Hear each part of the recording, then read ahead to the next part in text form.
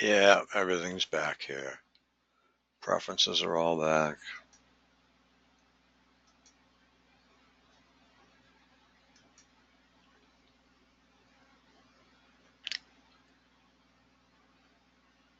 So we should be good to go.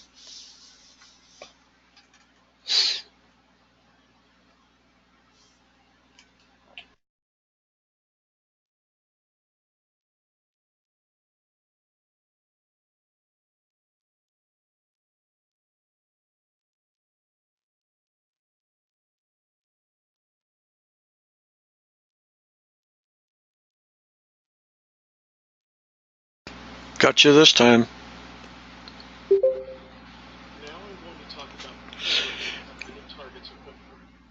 You're not hearing that, are you? Okay.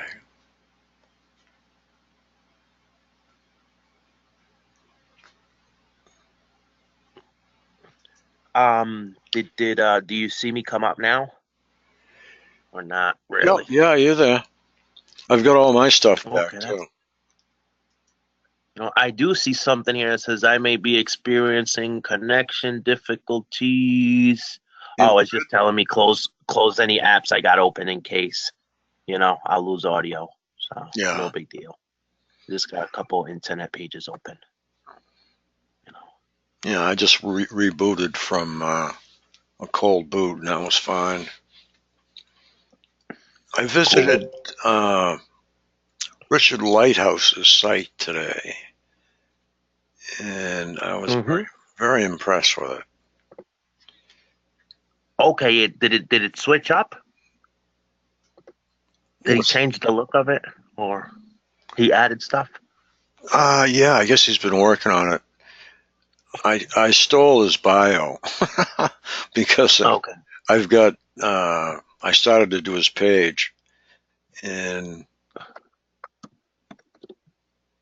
I wrote down at the bottom that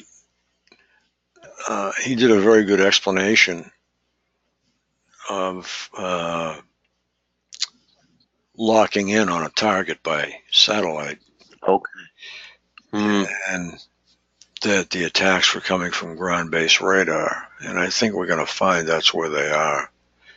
I found a new ghost Are you hearing light. that in the background, Frank? What's that? Is that? Hold on, that might be me. Hold on. I don't hear a thing. Yep. Okay, that was me. I'm sorry. It was me. I opened up your page now, and Yeah. I guess it started automatically playing something, and the audio was coming through. No biggie. What? Hey So Matthew, how you so doing? Dr. Matthew Aaron is with us today. Hi Frank, how are you? Oh, very good, thank you. Hi Matthew. Hi. It's Angel. Hi Angel. Yeah, we've been doing a lot of research into satellites and satellite tech, and we've learned a lot, and also about efference, which we've spoken of, efference copy, Yeah. going back to that. And that's all delays, time delays. Another time delay we can attribute is very simple. It's just the difference between a computer broadcast, we'll say, and a cell phone broadcast. That's where we get our echoes and whatnot sometimes. Somebody is either, way far behind us or something. Mm-hmm. But the efference copy within the human brain is something else again. That's a delay that makes you actually look before something is happening, because I guess your cochlea picks it up and hasn't actually transferred it, but it sets off an alarm of some kind, from what I understand. I think it's also the acknowledgement of involuntary movements, you know? Yeah, that could So be too. you blink, and then, you might not be noticing it, but sometimes you can just say, "Oh, I know I just blinked," you know? Yeah. And I think it kind of plays into that as well, because it's something that's continuously echoing, right? Yeah. So, just like it's like your confirmation, you know? Yeah. It's an additional confirmation for yourself outside of, your body senses, I would say. Yeah. Then we have actually split our breathing. We can't acknowledge our heart in terms of, well, actually, we can't, but there's a lot of people that can change their heart rate. But breathing is something else again, that Hmm. is split up between subconscious and conscious. Hmm. So, Hey, and Frank, I got a question for you. sure. I happen to be an expert on efference copies and similar phenomena in the nervous system because that was related to my PhD dissertation. So I'm just curious as to how this topic came up for you and what your thinking is about it. Because um, I I agree that it's potentially relevant to a lot of things, but I'm just curious to hear your thoughts on that. Okay. My thoughts on that are there are certain delays, time delays, that the perps who are doing R&M take advantage of. And one of them I thought was efference copy.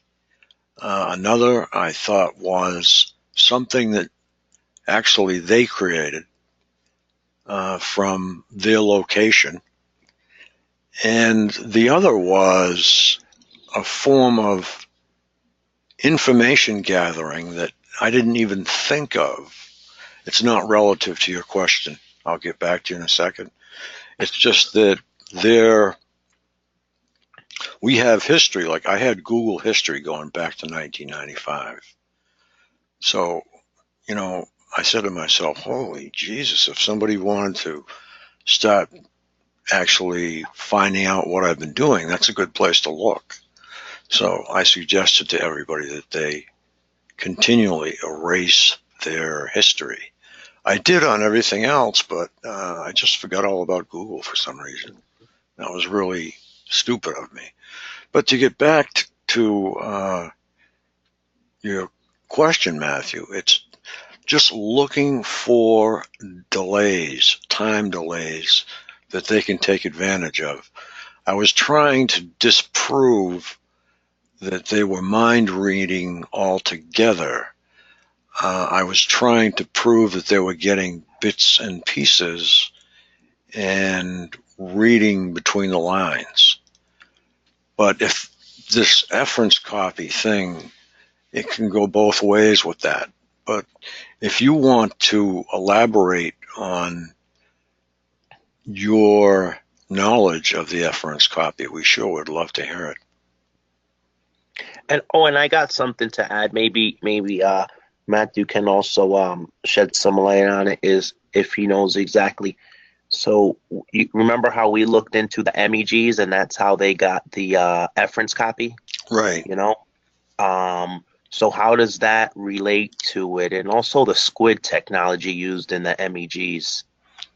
That's what, got me really thinking about the efference copy, after Barbara had brought it up and we discussed it and I researched it, the MEGs and the squids and the whole process of an MEG, even being away from any electromagnetic frequencies, in order to get the accurate results for the efference copy, all that stuff. Also, you know, got me thinking in the direction that Frank's thinking. Yeah, we happen to have an neurological expert with us today, so that is very fortunate for us. Sure, I can give a brief explanation. So afferent with an A Yeah. means, in the context of the central nervous system, afferent with an A means going toward the central nervous system, and efferent with an E means going away from the central nervous system. So an efferent copy, that kind of thing happens throughout the motor system.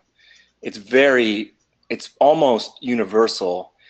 And when you make motor commands, when your motor cortex makes motor commands, obviously one of the commands or the command travels down the motor neurons to the muscles that you're commanding to move. But what an efferent copy is that the same commands are copied and they branch off and they go to other parts of the nervous system, the central nervous system. And the function behind that is so that your brain, other parts of your brain, have an expectation that this motor command has been made. So an example would be, right now I'm speaking, I'm sending commands to my diaphragm and vocal folds or vocal cords and mouth and jaw to make the movements needed to produce words. At the same time, those commands are also splitting off and going to many other parts of my brain, and most importantly, they would go to my auditory system to result in the expectation of hearing my own voice. Okay, yeah. And the reason I perked up when you said efferent copy is because I think these, this is a speculation. There's no body of research, unfortunately, public research on this stuff, but it makes sense to me that that these attack signals, these harassment signals, harassment is kind of a euphemism, so let's call them what they are. These weaponized signals are having pervasive effects all throughout our nervous system, and they could be very likely messing up all kinds of connections, delaying things and whatnot. So so they could be messing with us in pervasive ways, including these efferent copies that are produced during any kind of motor behavior, including walking, moving your arms, speaking, anything like that. So now, that's a very vague definition. I have another comment to make, but Sure. I'll just let you jump in if you wanted to say something. Well, it makes sense to me because to walk, the muscles that are going to take over the next step have to be aware. So that would make a lot of sense to me. That's exactly right. So actually, walking is a very complicated behavior. It seems simple. It seems almost like an innate behavior, although young infants have to learn how to walk. But you're absolutely right. If you did not have an expectation of what your muscles were doing, your balance, your feet, your legs, with those efferent copies, walking would be very difficult. And I think when you get zapped really hard by these directed energy weapons, I mean, at times I even had what I would call seizures from these things. They weren't full blown; they were short lived, but they were. I had seizure-like movements, and then of course with the sensory phenomena, we know targets know that about V2K, many targets, about the microwave auditory effect, and these visual perceptual phenomena that some targets get. I don't think they're universal, but they're widely reported enough that I have no doubt about their existence. Also, that whereas I wasn't a V2K victim, I was a heavy victim of the visual, through wall visual harassment. And when your brain gets messed up in a pervasive way, they can really do a lot of trickery on you. And I'm wondering if I'll just admit, I think a lot of people know this about me, but I am, in the absence of profound convincing data, I am of the expert opinion that the mind reading stuff is not possible. But the experience of mind reading is widespread, and I don't think people are stupid, and I don't think people are conspiratorial. I think there's something going on, but I think they play tricks on people to make them feel, certainly when you're under electronic harassment, your nervous system is being influenced. That I'm the first to admit that, and it's sinister and it's horrific, but based on publicly available science, the scientific dogma would state that even under 50 years ahead technology, this remote mind reading is not possible. So I always keep myself within the mainstream scientific view. So I'm always looking for other explanations for how that experience of mind reading can happen. And I have one for you. yeah. So I was gonna ask you about free nerves, but hearing you speak about the efferent copy helped me tie it together. So I'm sure you might have heard of free nerves in your nervous system. Meaning nerves that might pick up more than one sense per se. Sure. There's a lot of cross Um, between that's called the somatosensory system, and all the different receptors that they have are have crosstalk. For example, taste buds. And that helps with the efferent copy.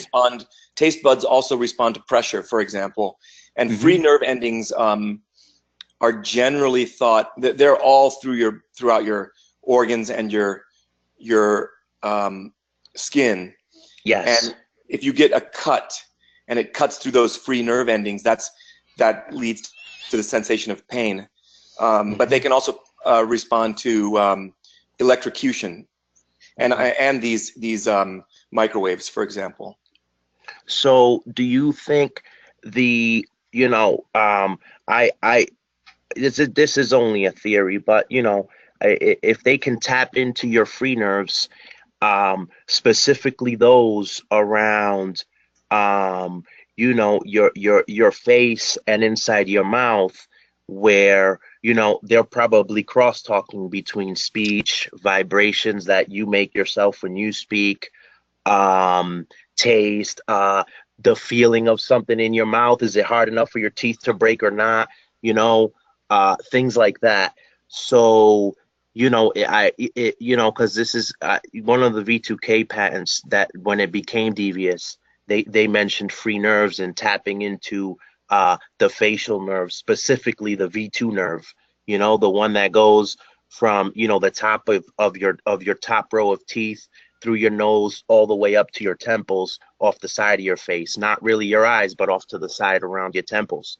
I can't remember. I think that's maybe a branch of the vagus nerve. Yeah, the way they described it was like V2, V1, V3 nerves, and they're all on your face. So it could be that. I think those are referred to different branches of the vagus nerve. Okay. Yep. So I did. So I mean, the stuff I read was basically manipulating the free nerves. Obviously, they're not in your mouth; they're on your face. But they can from the mouth they can bypass up to the free nerve and manipulate sound perception per se. And I mean, this is where my theory comes in. So if they're trying to break us down personally, you know, and not allow us to get to know who we are so we can fight this technology, because I think it's fightable unless they're trying to cook you alive, you know. Um, so they want to manipulate and control your reference copy so you don't notice your own body, your own brain working for you.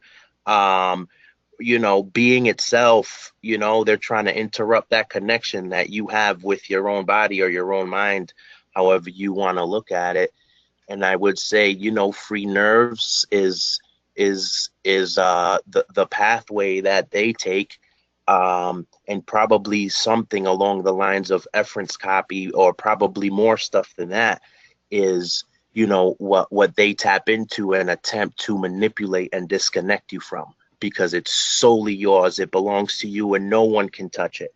So they try to manipulate it.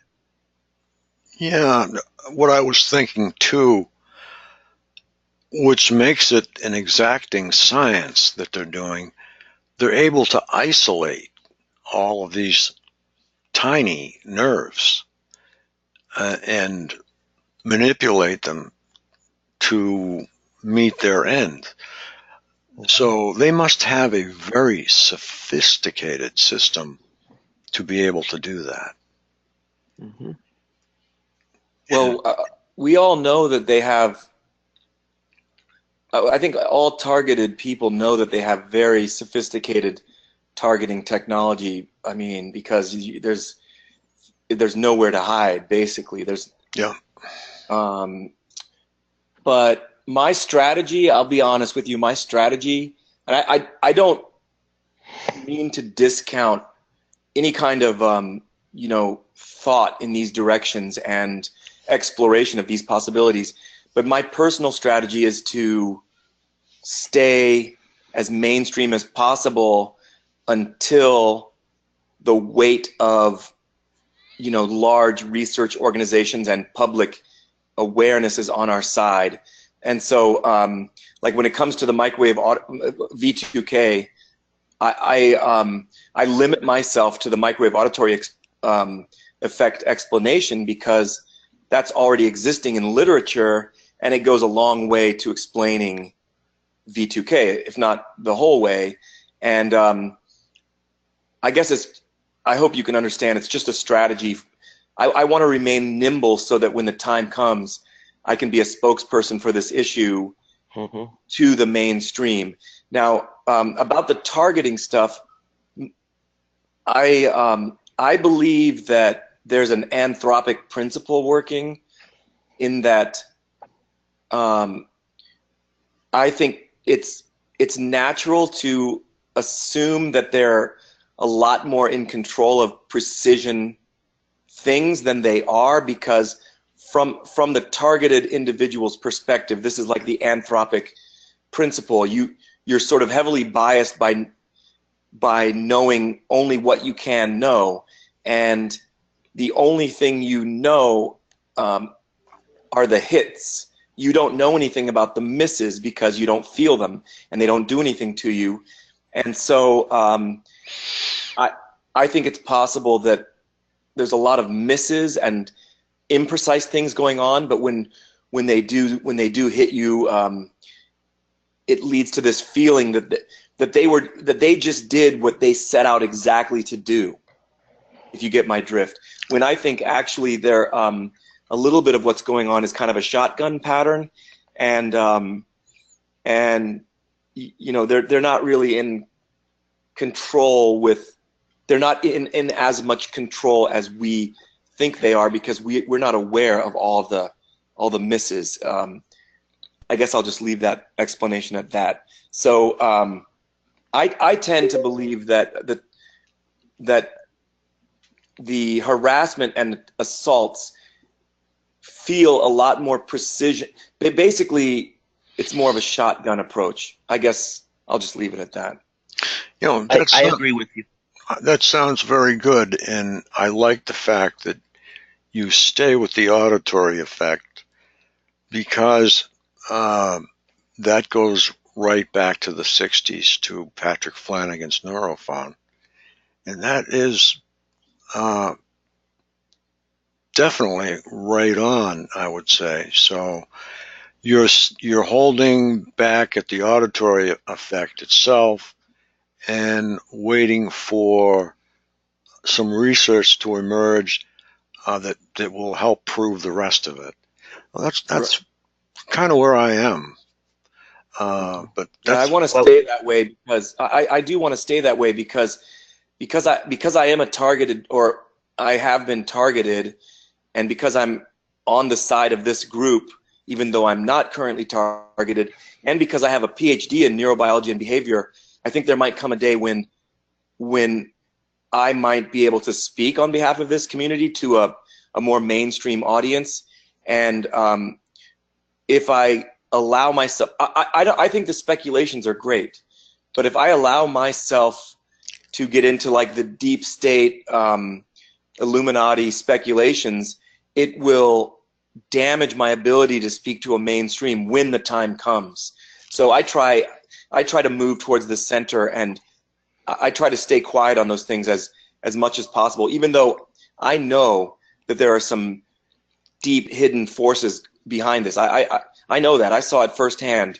But if I made a presentation on my kind of like an overview presentation on my take on everything, and if you see that on YouTube, if you come across it, you will see that I did allow myself to go one step further than the V2K. I did explore the visual stuff, because you hear enough reports of those visual effects that even from like the Japanese TIs, I mean, and I had them firsthand, and even the cat that I was taking care of responded to them. So that was good feedback to me, knowing that it wasn't just in my mind. Could you put that? I posted one of your videos from Unity and Hope on our website. I don't know if it's the same one. I know you repeated that more exacting, or actually a little longer. I don't know if that's the same one. It's the same presentation, but I recorded it offline because the Unity and Hope conference was kind of it was a very good event. I'm not putting it down at all, but it was a little bit by the seat of the pants. So yeah, I didn't get to say what I spent so much time making this PowerPoint presentation, and I didn't really get to say what I wanted to. So I spent a few months recording it as high quality as I could, and so yeah, and I'll post the link in the chat for the full version if you want. sure, love that, and I'll put that up. Thank you. I will put that up on the site with the other one, and I will probably just say this is what was intended, and due to complications at Unity and Hope, you were not able to do this particular. Oh, that'd be great. I would appreciate that. Sure. I have colleagues in science, and I'm slowly getting the word out to non-targets. I live in the Washington, D.C. area. Okay. I have spoken to people in the Justice Department, mid-level people, not particularly high-level people. I have spoken to low-level people in the State Department, and I have been successful in at least getting them to take my allegations as important allegations, even if they can't verify them. No one has concern about my mental health, and I have mixed reactions. Some scientific colleagues just dismiss what I'm saying because the world is in many ways not ready for this information. But I can assure you that if I were going into the most far-flung speculations about what's going on, sort of the Robert Duncan approach, I can assure you that I would not get any traction with them at all. So my strategy, just so you guys know, I am on your side, but my strategy is to you know, limit my speculations, and I think I'll make a contribution that way because I know more.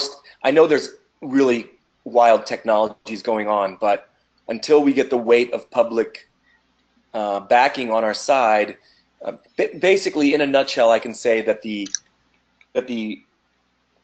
very high tech speculations, and I don't mean that in a bad way, but unconfirmed theories hinders people from getting on board with our issue. In my view, it can Right. hinder it.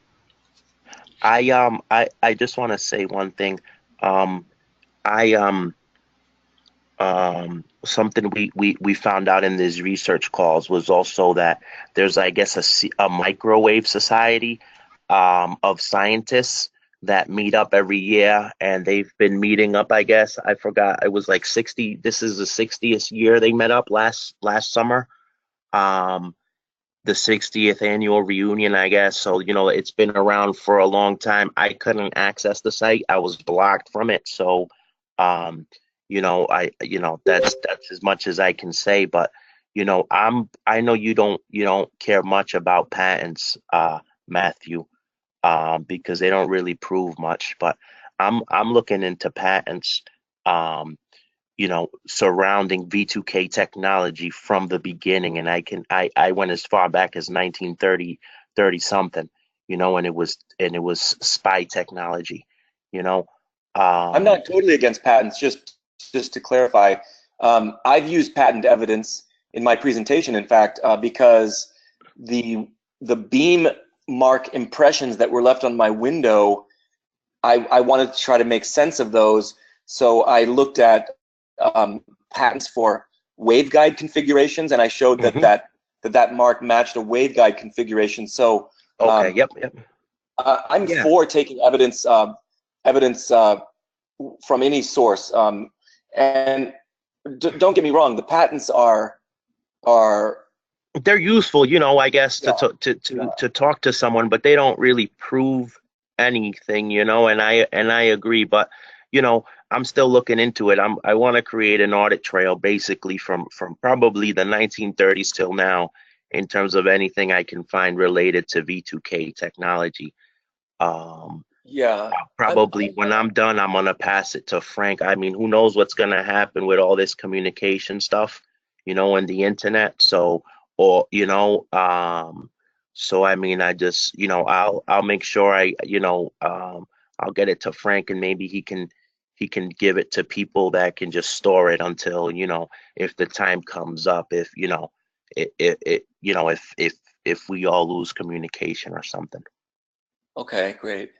Sometimes I worry when I think about this issue. I feel like part of the reason that law enforcement is not openly acknowledging this issue. Now, I'll provide the qualifier. I allege that there were some corrupt cops in Vancouver that tried to do takedowns on me, and they got me one time. I'll never let that happen again. But I got pinned down by a very severe directed energy assault, and I felt like my life was threatened, and I had to call for the cops. And then you know what happened after that, or you can guess.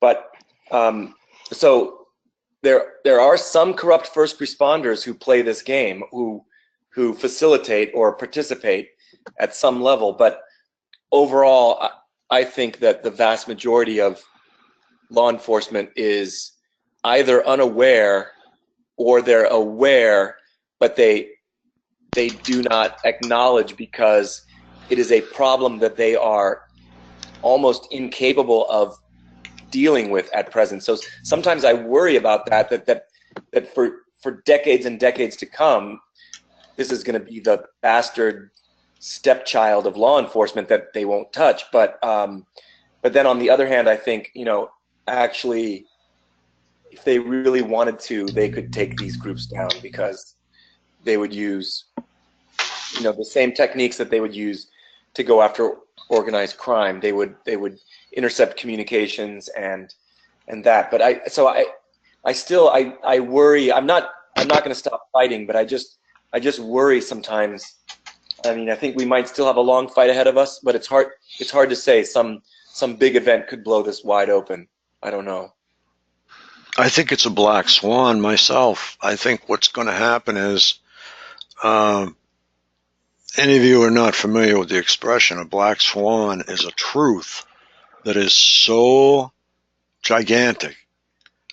When it appears, when you see it on the papers, it'll just blow the news media apart, along with the other people. But a black swan is a good title for the day that the iceberg floats all the way up.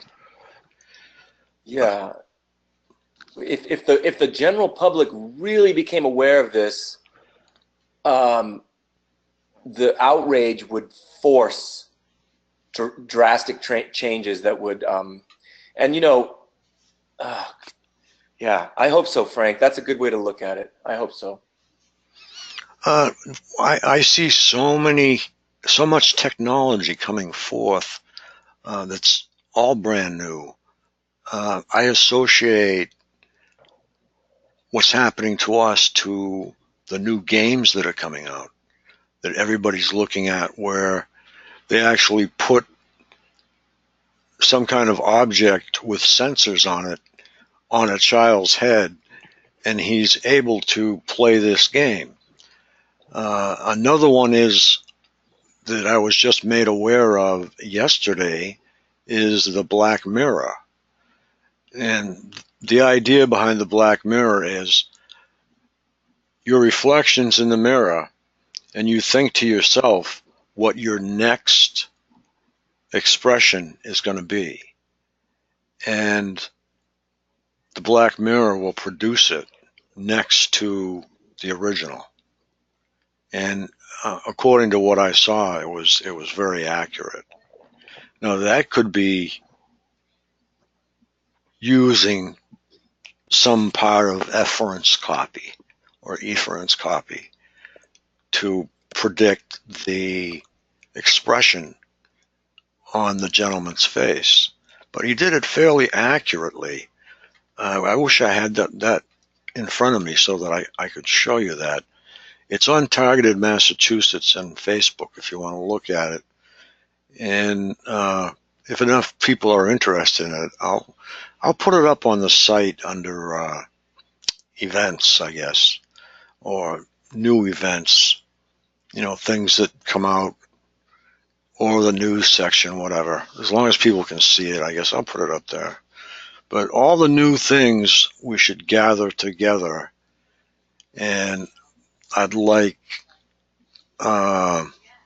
when Barbara or Susan comes back on, if they could give me the name of that game. I think I have it in my notes. I just have to go back further. But that game really woke me up, I'll tell you. Speaking of Black Mirror, there's a series on Netflix called The Black Mirror. Oh, okay. And if you ever look at season 2, episode 2, it feels very targeting inspired. If you have access to Netflix, I recommend taking a look at it. Although it could trigger it triggered stress reactions in me. Actually, it did. Yeah, that's something we have to see then. Dr. Aaron, are you talking about? I think that there's a clip of just that scene on YouTube, where I'm not sure, but there may be a clip of that scene on YouTube.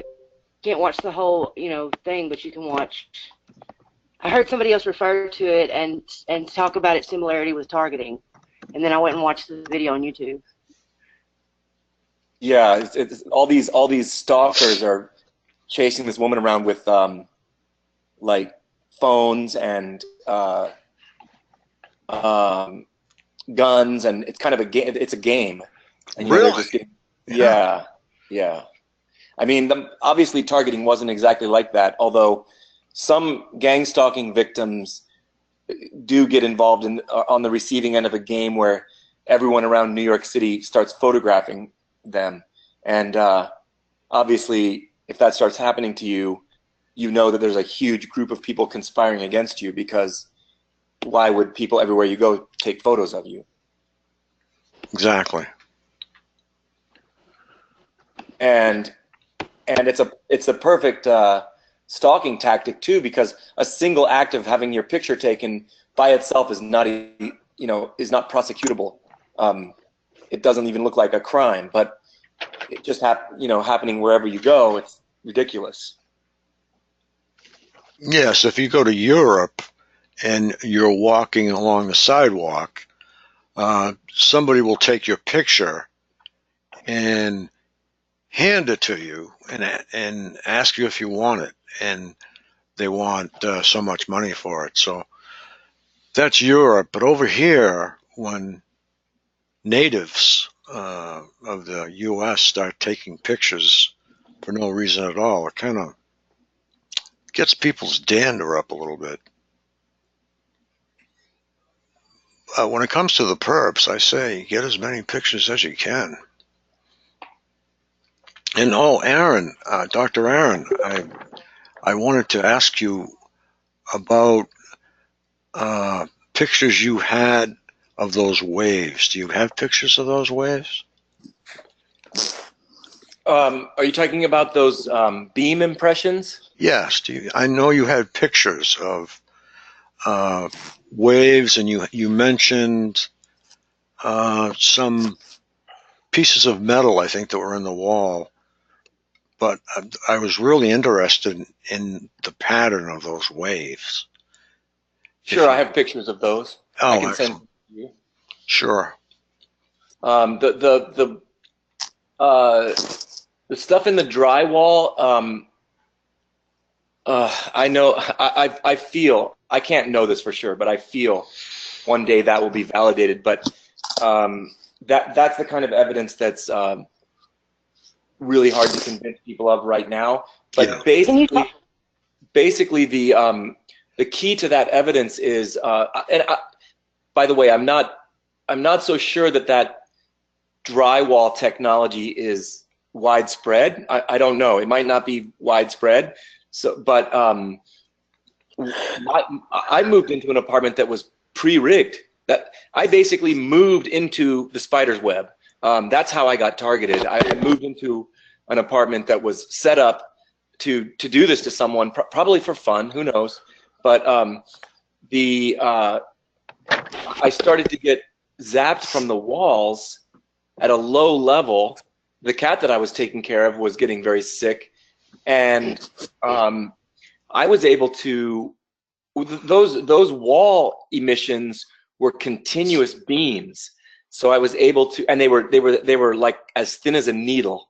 So I was able to walk them back to the wall and then use a very exact razor knife, like an artist's razor knife, and I was able to carve out of the walls at those precise points and disable them. And this is all before I had ever viewed the walls under ultraviolet light. And then towards the end of the targeting, there was a time, this is what actually prompted me to flee Canada. But they zapped me so good from that, so high intensity, and I was not willing to go out of my apartment anymore. I was like, on my last stand, and it was a reflexive action on my part, and I took a pipe wrench and tore the walls down, basically. That was what you're saying is a reflexive action? Yes, because I mean, I had to pay $10,000 to my landlord for that, and it's also the kind of thing that can get you put into a psych ward. But as I was smashing the walls, I could feel that I was turning off the energy from those pieces of drywall. So of course, I collected the drywall. Then I shaved my head. I put on a suit, which I normally didn't wear. I put on an old pair of glasses. I basically put myself in disguise, and I left. I took my passport and I walked out of there undetected. And a week later in Washington State, just on a hunch, I bought a black light because in science we use different frequencies of light to illuminate things to highlight different features. It's a microscopic technique. I didn't do it on a random whim. I did it because that's what you would do in microscopy. And that UV light revealed all these very unusual materials inside the drywall. And the thing that convinces me that something's going on is that exactly where I had cut into the wall, exactly at those points, there were little rings of fluorescent material that were not visible at all before. They only became visible later, and they lined up exactly where I was cutting. And to me, that was like bingo. And if you have material evidence like this, if it gets confirmed, you know, whoever's manufacturing this stuff, basically it leaves a trail of breadcrumbs. Now, right now, I'm at the point where, of course, I've made my videos, I've spoken about it, but it will require, you know, high-tech investigation. Although 2 weeks ago, I wrote to the State Department and 6 senators about this material. But anyway, at this point right now, Frank, that material it's not confirmed or verified. And when an outsider sees my presentation on that, you know, they might easily think that I'm a little bit mentally unstable or something, because that is just so out there. So, Dr. Ed, hopefully someday it'll be confirmed. wasn't one of the pictures showing some of the stuff in the drywall to be fluorescent orange? Oh, I wish I could show this to you in person. What I'm saying is I got a UV light, and I have you know, I have this stuff smears on the wall, but I also have the very bright fluorescent hot pink. There's some hot yellow, and there's like fluorescent green, and just a little bit of that fluorescent orange, like you're talking about. Yeah. I think I saw the picture of it. And I have a cat too. And how did you? Well, let me just say this. I've done a lot of microscopy, and a lot of it has been fluorescence microscopy for my research. And this has a type of fluorescence that is very high tech. It's like, it's not just orange. It's like a metallic, glittery. When you see it in person, it is not something that fluorescent paint would do. It's interacting with the electromagnetic radiation in a much more sophisticated way than fluorescent paint. Do you think that there's phosphorus in this? Phosphorus? Yes, sir. No, my running assumption is that okay. So, and this is a model. Obviously, this is just a theory. But let's say you're in this harassment network, and you want to rig up one room of the hotel to be a harassment room, so that when a pre-designated target rents a room, you nonchalantly assign them to that room for continued harassment or torture or whatever. And now, if you were to set up like a magnetron or a waveguide emitter in one part of the room, the target would be able to, from the way that energy interacts with you and kind of burns you on one side of your body, the target would be able to potentially find the source of that attack if it was a point source. So what I think the drywall does is that it forms a transmission medium for the microwave energy that distributes it over a large surface area, so that the source of the attack is more difficult to find. And those little points of fluorescence, I think they're something more sophisticated, like particles that they would use in transmission systems for microwave energy. And some of these transmission systems are very small because we have them in our cell phones. So they would be like little waveguide components or nanoscale transmission components to reflect the energy. So that's, hey, I know that sounds out there, but No, that actually makes a lot of No, sense. it makes a lot of sense to me. It does. And also, I didn't see, I don't know about I think I did see your pictures, but I didn't see any that didn't have the UV light on in the picture. And I want to tell you, when I turn the UV light, let's say I get one of these glowing things in my hand that I couldn't really see until I turned the UV light on. Then I turn the UV light off and I look at what's in my hand, and it just looks like an indescript piece of lint. Almost colorless. Is that what yours looked like? oh yeah, without the UV light on, this stuff was completely invisible. Okay, well, mine, if you can see it, you know, I couldn't see it until I turned the UV light on. Then I turn the UV light on, and I get a piece of it between my fingers, and then turn the UV light off. Then I can see it, and it just looks like a little piece of lint. Well, no, what I'm saying is that when I say invisible, I mean, so if you think of drywall, I mean, the material is there, but it blends in with the rest of the drywall. And by the way, there were also very tiny fibers in the drywall, but they weren't randomly distributed. They were perfectly straight and parallel. They were like a little parallel system of fibers, very unusual. And they also were invisible to the naked eye until I shined the UV light on them.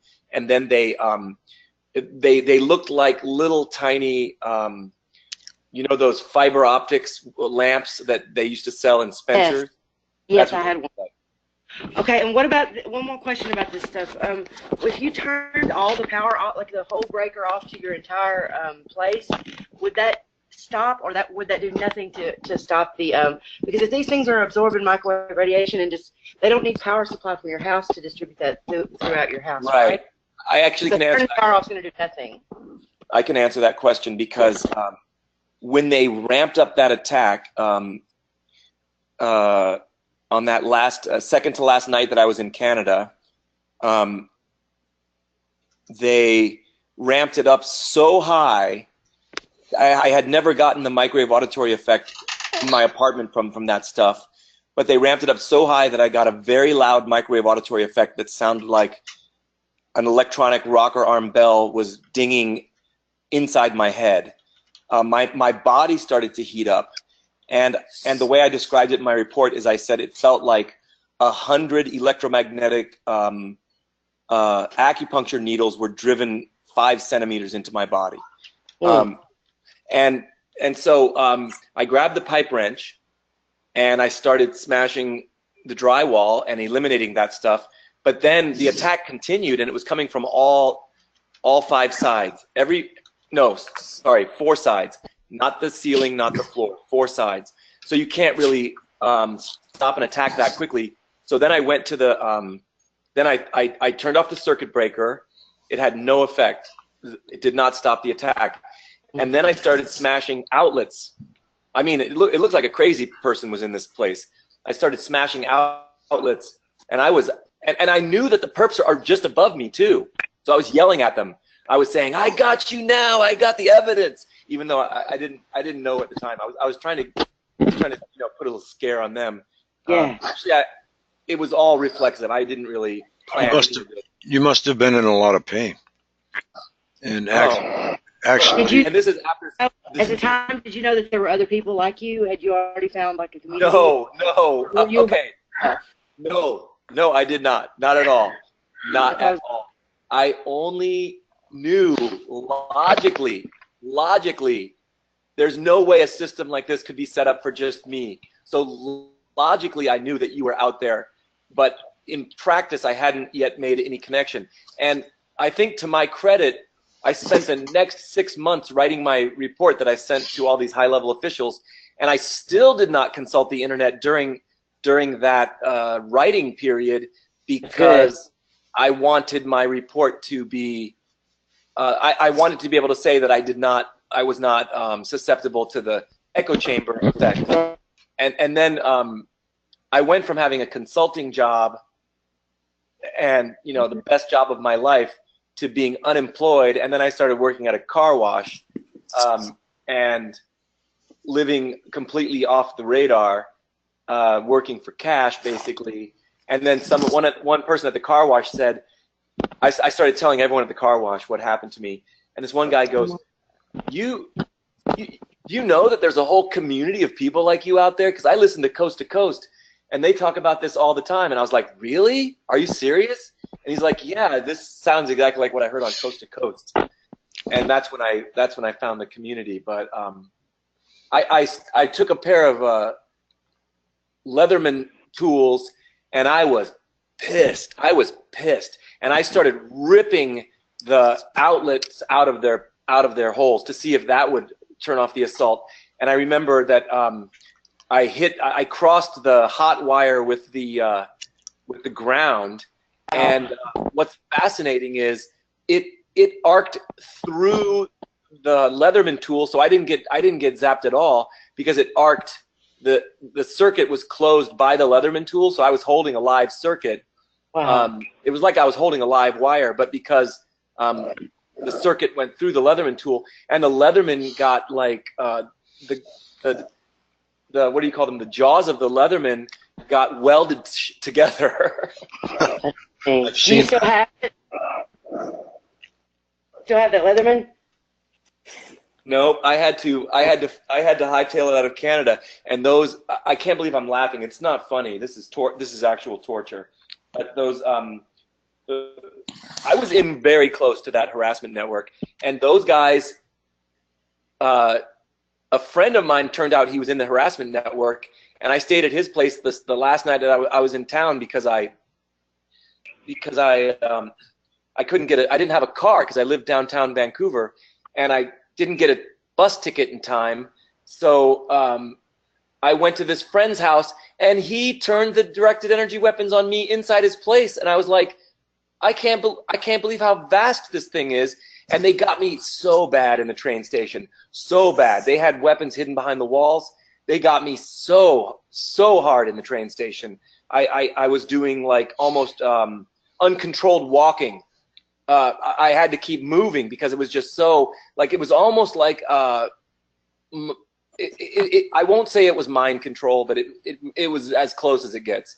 And the security guards started inching closer to me, but they wouldn't come all the way up to me. It was like another takedown. They were like looking at me like, "Are you okay, sir?" And I kept walking in circles, and every time I circled back toward them, I was like, "I'm okay. Everything's cool here. Everything's fine."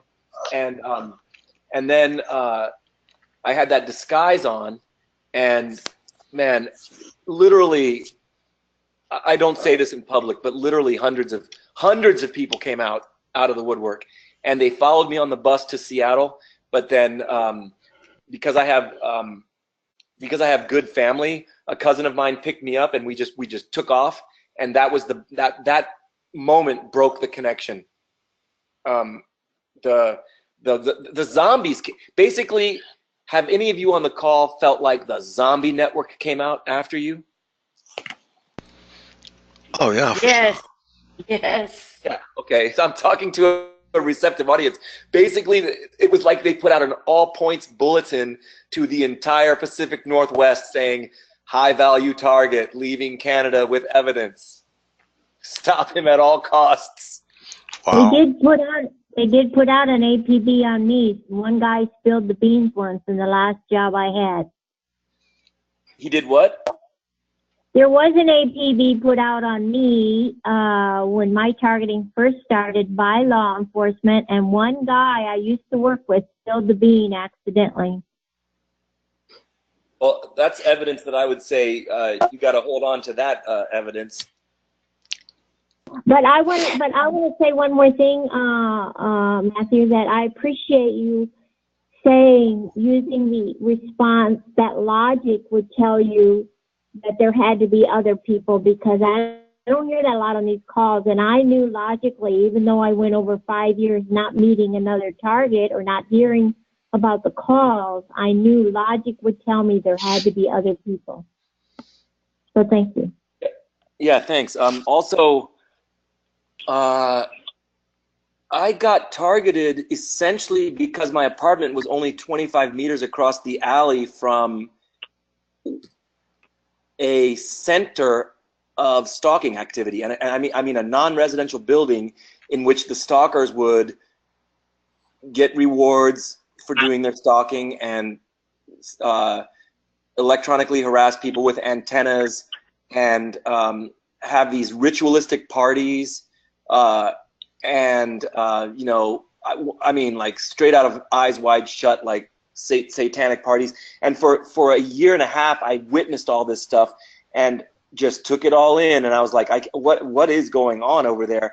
And so so I feel like I got a glimpse into the heart of the matter a little bit. In my case, I got a glimpse into it, and then when they finally turned it on me, they turned it on me because I confronted them in person, because they were doing the low-level harassment and they were doing sadistic stuff to other people. So I stopped, and I mean, I have kind of a the Viking can get unleashed in me sometimes, and the Viking got unleashed, and I went down and stopped an SUV in the alley and basically, you know, said that I was going to try to expose what they were doing in so many words. I was yelling at them, and that's the next day is when the directed energy weapons were turned on me, and then it was nonstop. But when these large mobs, they would do organized mob attacks, and they would be on certain days, and it would be like, okay, from sun up until sundown, wherever I went in Vancouver, people would do the small concealed devices thing on me, just get me wherever I went. Hundreds of people, like that. I don't know how, but then in those instances, I saw some older people that looked like they had been broken and beaten down, broken people, you know, a few years away from dying, with walkers and stuff, with mobility scooters, participating in this. And I also saw some people when they knew that I was really getting it hard. I saw a young woman in her 20s. We made eye contact briefly when I was running for my life past a perp vehicle being chased by other perp vehicles, and she was crying. And so that's also gave me the insight that there's other victims, because that class of perps are former victims, or at least that's how it looks. They are former victims. So yeah, there's a plus. You just know a system that big doesn't get erected for the sake of one person. They can't organize that overnight just to run me out of town. That's not possible. It has to. Matt. Yeah. Matt. Yes. Do you Yes. think that you're in the same classification as a terrorist? No. Well, I've read it. Anthony Poland, who is a gentleman I worked with for a while, very intelligent, had quite a few bucks. He said that from the government files that he read, that targeted individuals are considered in the same classification as the terrorist.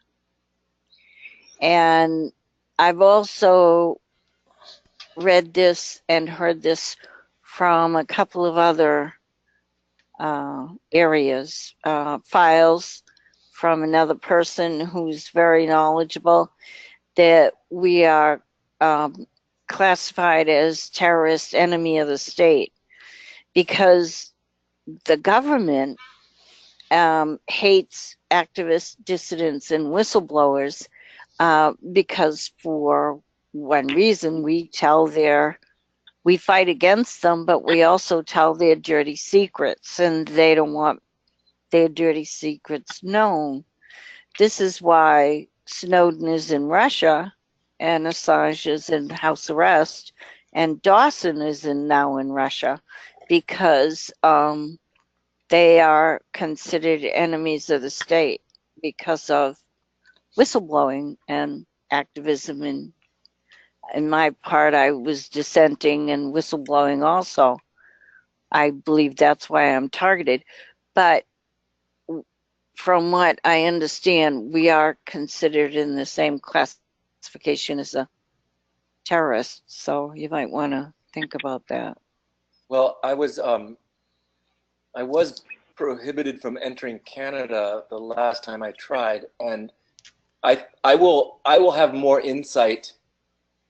I am planning to go back up to Vancouver and speaking publicly on this, and the crap is going to hit the fan potentially when that happens. But how the border guards treat me and all that, and how the police. So I can have insights into that after I make my next trip up to Canada. The last time I tried to go to Canada, they said that I needed to get an immigration physical because the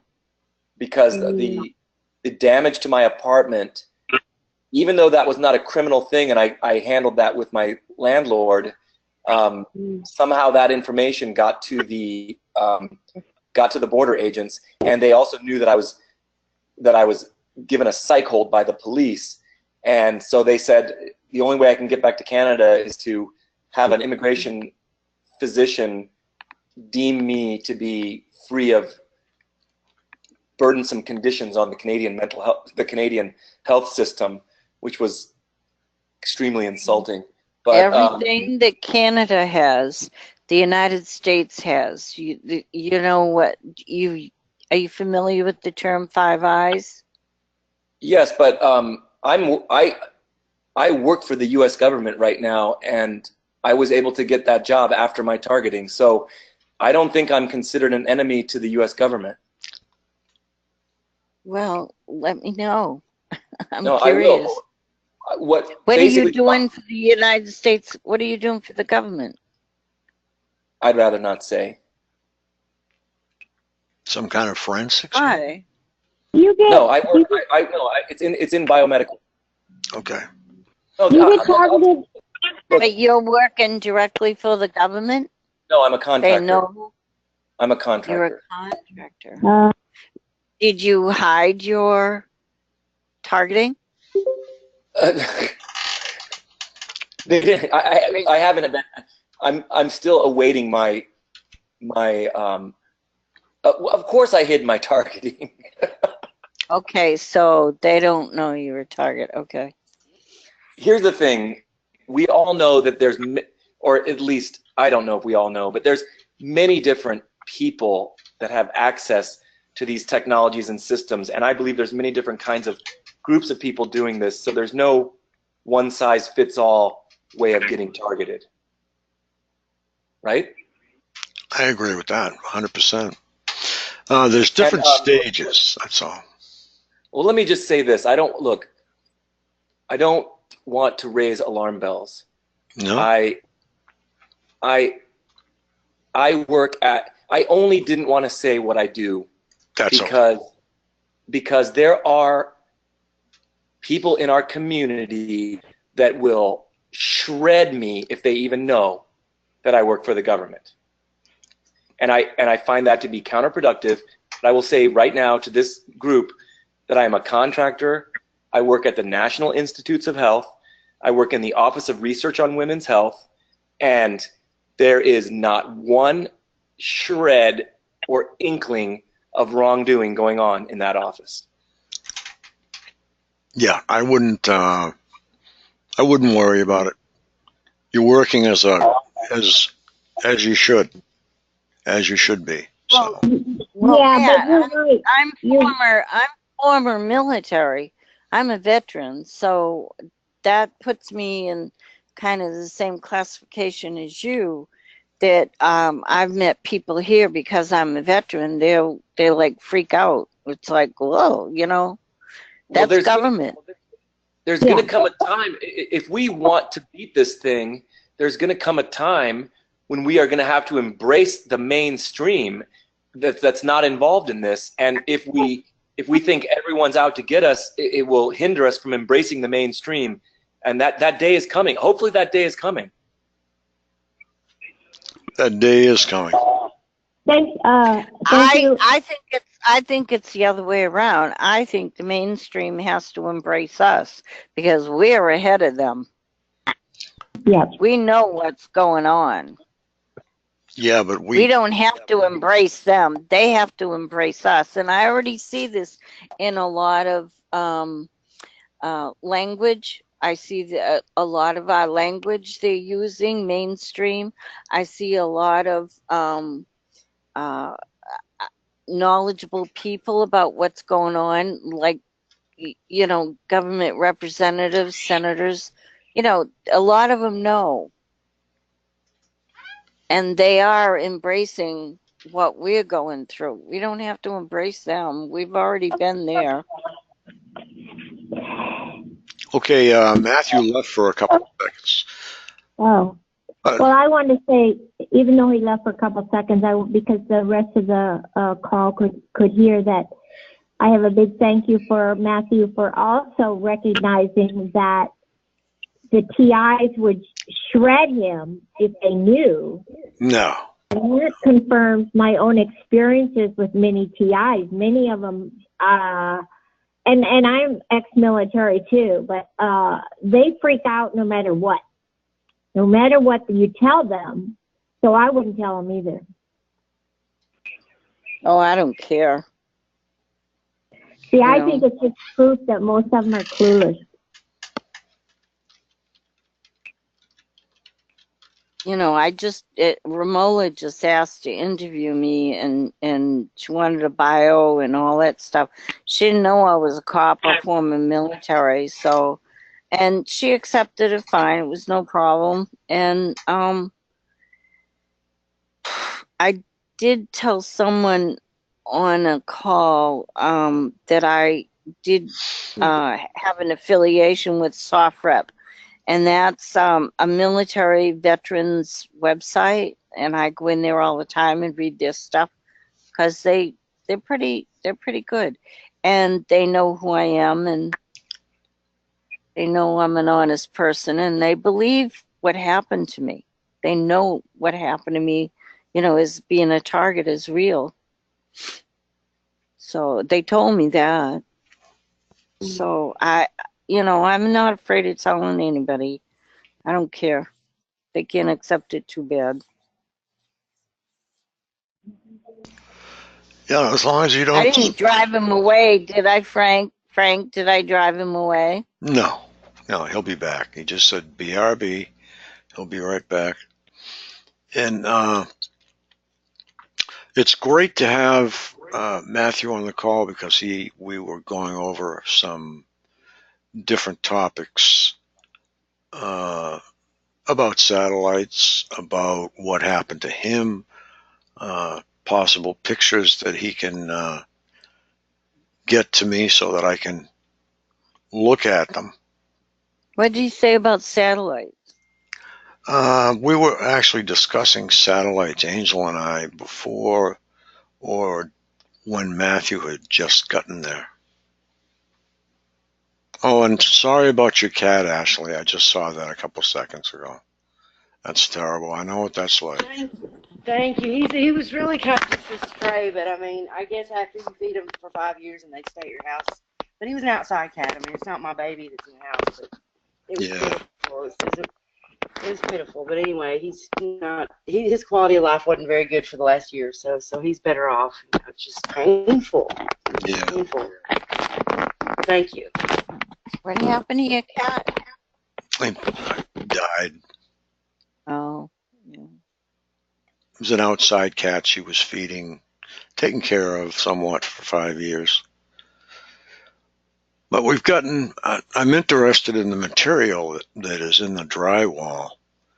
And I've done a lot of stuff with drywall, and I know there's sparkly material in it, but not in a pattern that's circular or anything like that. Yeah, that sounds pretty interesting. Yeah. I saw pictures of it. He showed pictures of it. Yeah, I had pictures of it too. It's on my last iPhone 5, and I can't get in the thing for the life of me. I've got a iPhone 7 now. I thought I backed up everything, but I missed that phone. I believe that they can come in and they can set up stuff. I don't know about creating drywall that's built like that, but I know that they can put stuff in that you can't find, but you can see the pulses coming out of the wall. And a lot of times I know it's coming from beyond the wall, like another apartment or something like that. But as far as putting you in a certain apartment, they put me in a motel room, and it was right next to the elevator. And the reason it was done is so that the perps that came into my room that did what they did could escape quickly, which they did, because they woke me up as they left. They slammed the door, and when I jumped up and went to the cart, and nobody was there, but the elevator was going. So I didn't bother following them. Yeah, Angel and I were talking about actually a bunch of things, and we've come to the conclusion that we're really starting to move in close, and a lot of them are starting to get shook up. And I'm still hoping, not even hoping, this year, a couple of them are going to come forward with the knowledge and turn states on the rest of them. That will happen. You'll see it, because we're going to get too close to them and they're going to get scared. And I'll tell you straight up, they're scared already. Good. I'm thrilled. Yeah. Scare them all you can. Come here and scare these guys. They deserve it. Boy, they deserve it and more. Anything you can do to them, I'm thrilled. We'll have to come up to your place and have a look. So all you have to do is head downtown Peabody and sit up on the street, be very covert about it. And I'm right across the street from the public library, and just watch them drive by and pulse my window. Oh, by the way, I got a picture on my security camera of a truck driving by, and all of a sudden you see this flash, this pulse come in my window, and I caught it on camera. So I'm happy about that. We have Bet from Australia today, and she can hear it. She's on a computer this time. Hey, Beth. Welcome, Beth. Yeah. Great to have her here. What time is it in Australia?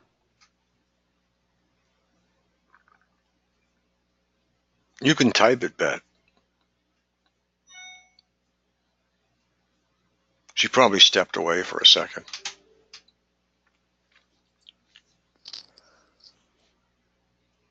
So when is your first plan with the audio spotlight? Well, we're gonna have our meeting. She says it's 8:40 there. At night, okay. Maybe not. Do you have a date? I don't have any date yet. We're gonna have a date to meet in Arlington I'll probably hear from them tomorrow. That's what I've been waiting for. Hear from who? 8:40 in the morning or 8:40 in the evening? 8:40 in the morning, I'm guessing. Oh, really? I was thinking of it at night. Oh, yeah, it's way far out from where we are, time-wise. So what about this meeting with who for what? Well, we're going to have a meeting and discuss events of the early spring and summer. What's going to happen? Who's the meeting with?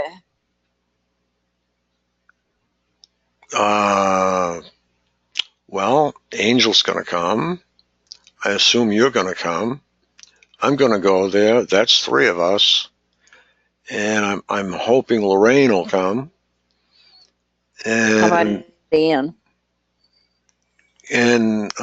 Will Brock from Boston.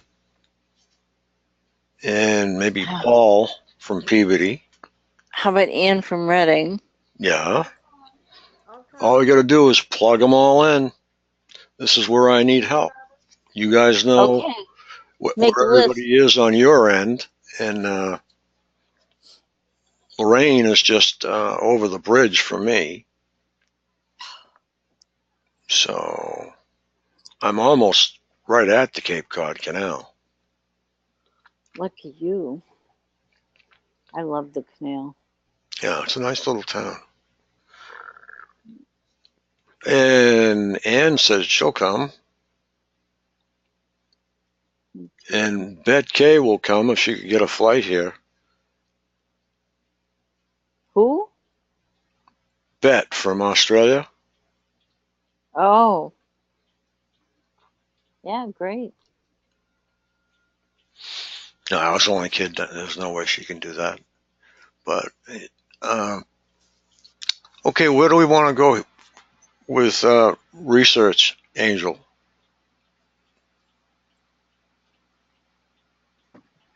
I don't know yet.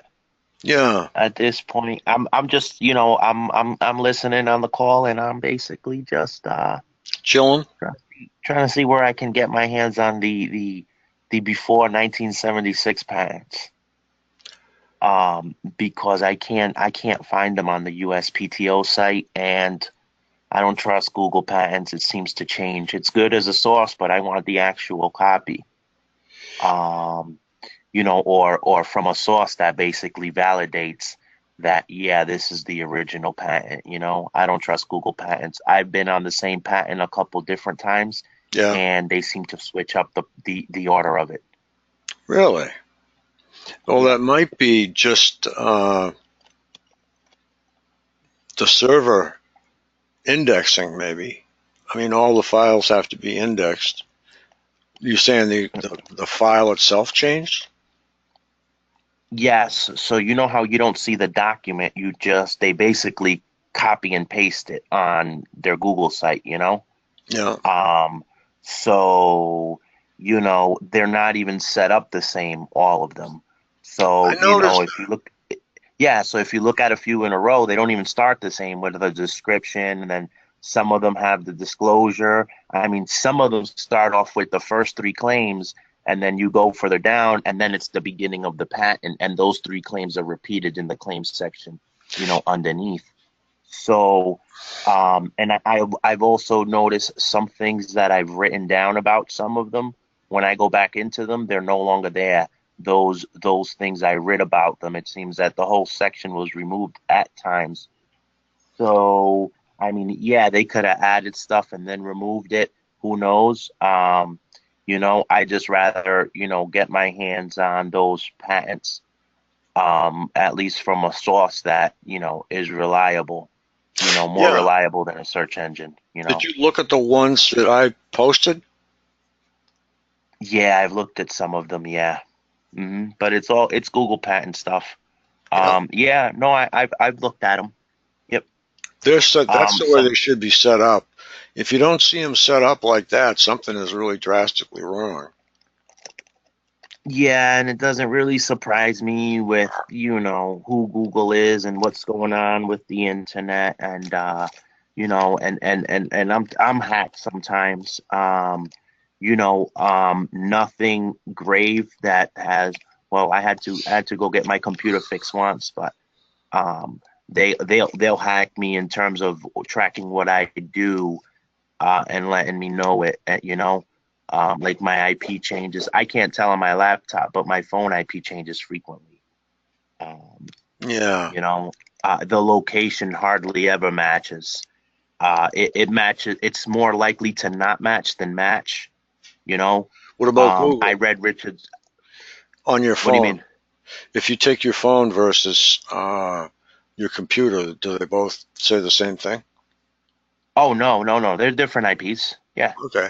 All right. No, yeah. So, but I read Richard Lighthouse's book. Yeah. His ebook that he has on the website. About him getting his phone hacked and stuff like that. I think he calls it Nazi phone hacking techniques or something like that. Okay. I didn't venture into that yet. Yeah, if you go into the section where it says most of them are free, they're all on Smashwords, and you can see they're all short. They're really short. I mean, they all kind of repeat the same thing at the beginning, Right. and then it goes into like a page of the topic, But he mentioned his IP was always changing, for like 30 days straight. And every day he went in to check his IP address, it was further than 30 miles away, Mine was the IP address location, and he said that shouldn't be the case. It should be within 30 miles. It should be. Yeah, so your IP should be where you are. Mine was exactly. for years, and then it switched. And Google said Comcast said they were going to fix it. They were going to put a new firewall in, and nothing ever changed about it though. I called top level Comcast security. Yeah, I'm thinking of calling my phone provider tomorrow and trying to see if I get some information. Yeah. But I mean, I'll log into Facebook, right? I go and see where I'm logged in from, and there's 2 different locations. None of them are mine. Gotcha. I'll trace my IP address when it changes, and the IPv6 different location than the IPv4.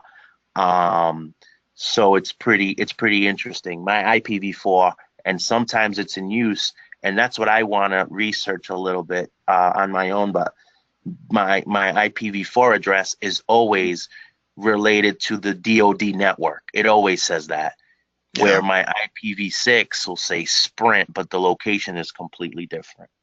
Okay, you want to grab the call for a second? And I'm going to grab some more coffee and a couple of things, and I'll be right back. Sure. All righty.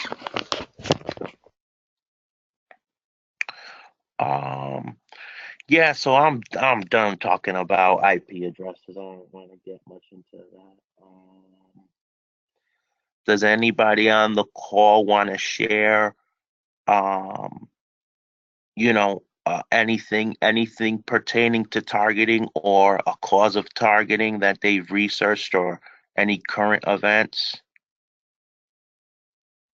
Hi, my name is Bet. I'm in Australia, and if I could just say a few words, I'm not sure how long you'll be able to hear me. Yeah, go ahead. Don't worry. The interference is huge here. You talk about harassment. You've got no idea. It's just unbelievable. Okay, I believe Contact Feather has actually probably updated Frank on the issues with regard to the drone that morphs between being a sun and a moon that I've been charting. Now, I've been charting this moon side of it for well over a year. Okay, and I also have videos of it, but unfortunately, because they blitzed my Win 7 professional computer, I'm back to the WinXP that can't cope with some of the technology on my phones getting the information across. And I certainly can't send the information directly from my phones because their size is too big to get them onto Facebook or what have you. But I did send a couple of videos to Frank regarding the electronic harassment of my ponies.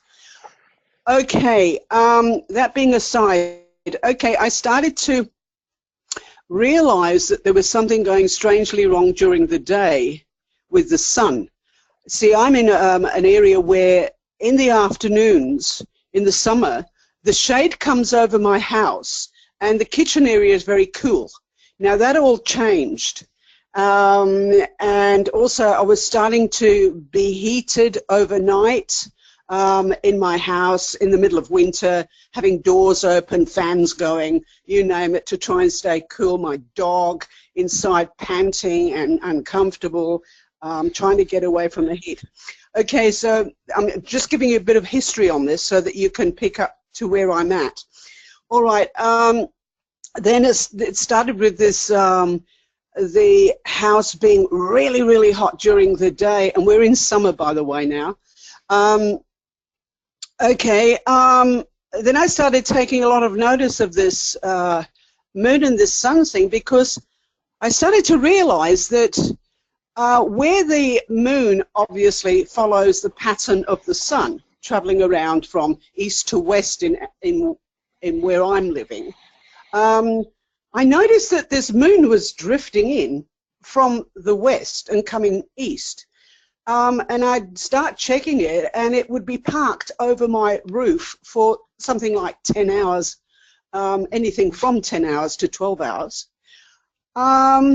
So I've started doing a lot of intense concentration on this stuff. And I started to get an interest in, well, how is this moon disappearing? You know, in the morning, how is it disappearing? I always noticed that there was a very large satellite close by. Okay, so then I discovered that when the sun's coming up in the morning, okay, this moon had then moved across to the east somewhat, and then a cloud would appear, and the next thing is this moon has disappeared, in synchronization with the sun that is almost just completely over the horizon. All right, so then I took it a bit further, because once you get onto this stuff, you know, when you're trying to save your life, you'll do anything. And I started taking videos, and I started to realize that this drone, which I believe that it is, was going from not only east to west, but it was coming in from west to east.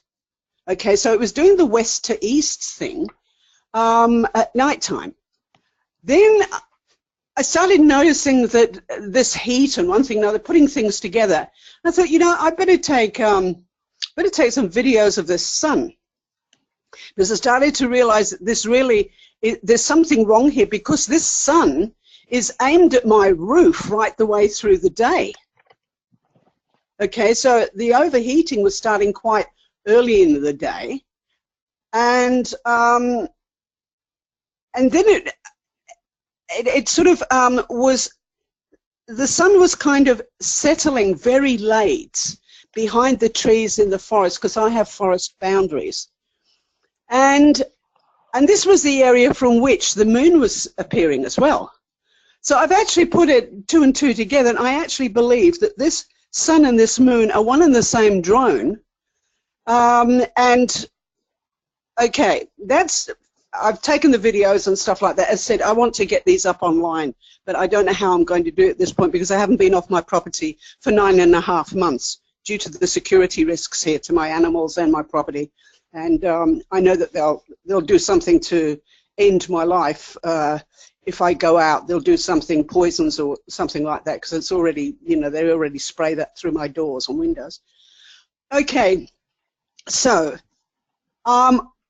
it was an amazing thing. I actually sent a message to Feather yesterday.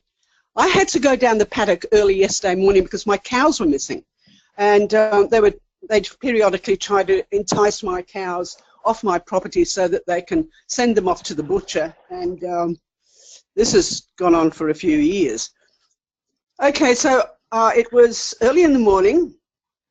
The sun drone was beating down on the top of my roof again.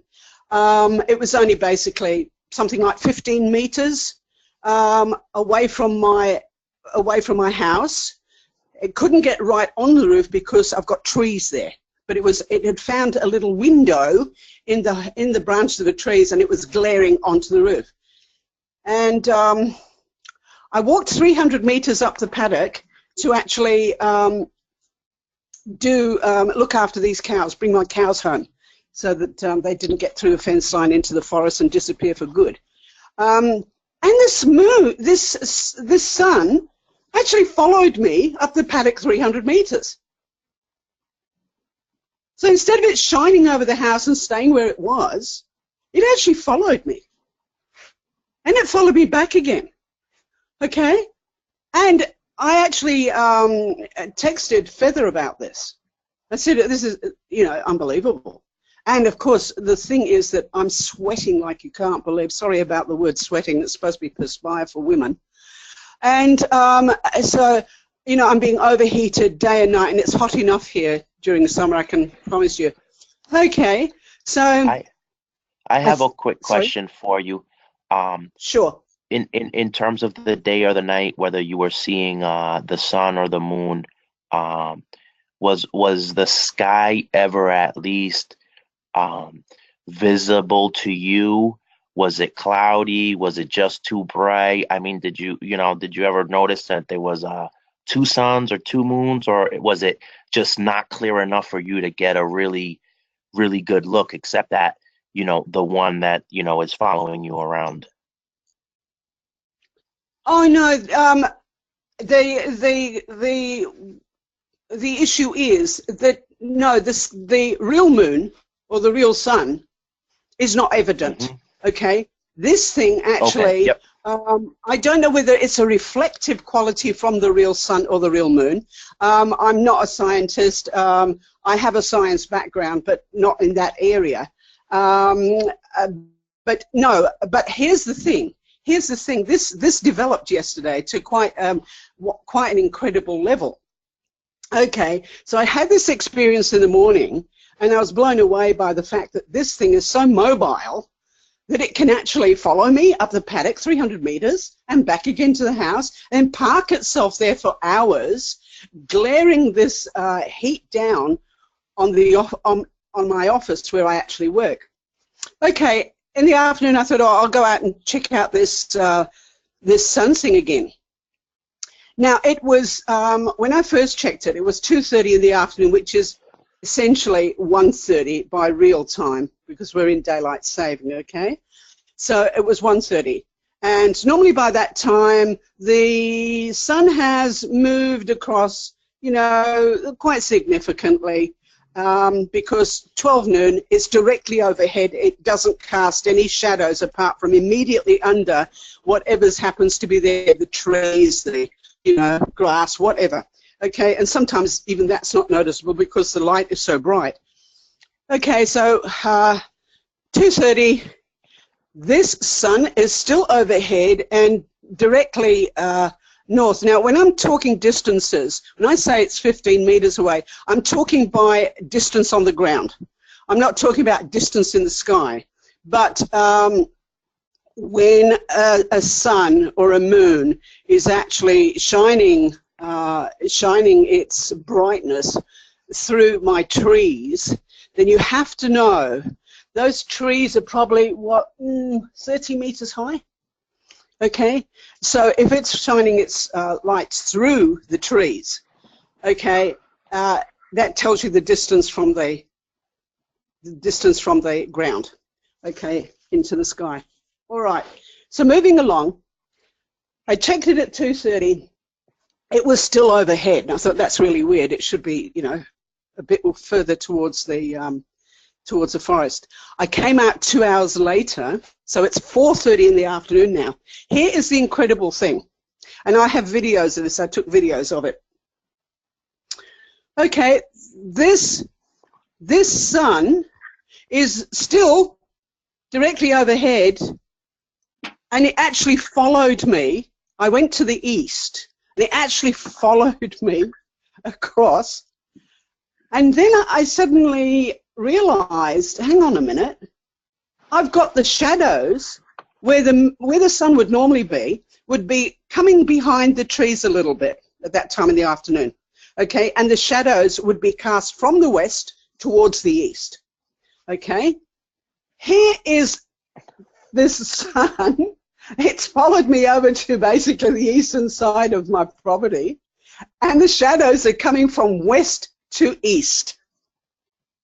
May I make a suggestion? Yeah. stop calling it a sun or a moon because you obviously are being followed by a drone, and for the sun or Yes. the moon to follow you would be off the chart. Yeah. Yes, I realize that it would have to be a drone. I would guess what I'm doing is I'm sort of I'm trying to keep it simple, but because I don't really know the group that well anyway. But yeah, I've actually documented some of this stuff, not yesterday's incidents, but I have documented this stuff on Facebook in the chemtrails area, I believe it is. But yeah, so okay, so this drone, it showed its true colors yesterday by the fact that it was actually traveling towards the east, and yet the natural sun. See, if that was the natural sun, which it's not, of course, it wouldn't be casting a shadow from the forest from west to east. It would have been still directly overhead, and there wouldn't have been basically shadow, apart from directly underneath the plants. So this whole thing came full circle for me yesterday, and I actually have done a little bit of research too, and I see that on chemtrails too, other people are reporting this phenomena of this orb in the sky. I also have been beamed by this sun. I was actually taking a video, and I didn't have my photo lens glasses on, and I put the camera down a bit towards my neck, and I got beamed in the eye and lost the sight in that eye for probably about 5 minutes, and then ended up with a massive headache behind the eye, and a headache that continued. What's Sorry. that noise? That's me. Cops going by. I'm going to mute myself. Sorry. Okay, all right. I didn't know whether I was starting with electronic harassment like I did the last time that I actually managed to be able to talk on your program. But I thought it was very revealing yesterday, and I just thought I better give it a chance and let you guys know about what's going on for me here. That, in fact, I actually feel that I'm being stalked by this thing now. And it is of no comfort to me because of everything else with the perps all around the forest firing at me and my animals. And if you came here, you would be amazed at the robotic state of how my animals are allowed to go into a paddock, allowed to eat, only allowed at certain times to do that. Yeah, it's just... I've got videos, as I say, but I'm going to, at some stage, if I get a chance, have to sort of minimize some of these videos, I think, to be able to get them up online and get them over to some place where someone can use them, because have you ever thought of sending those videos or communicating with an animal rights group, you know, from Australia, if there's any? I'm sure there might be. Do you know what my problem is? Sorry, who's speaking? Sorry, what was your name? This is Angel. I'm Angel. Oh, okay, Angel. The issue for me is that I'm lucky to be able to get phone calls back, emails back. I have even communication thing, yeah. Okay, the communication is horrendous. In fact, you know, it's just very much over the top. The interference, fortunately for me, and I say fortunately, but it caused some headaches, actually impacted on the federal taxation department's information that I'd sent to them, and it turned out to be a positive thing for me in the end. But the fact that the interference was so, how can I say, okay, I don't know how to express this. Sorry, I'm just sort of, it's early in the morning too, and I had a shocking night, so I'm not focusing as well as I should.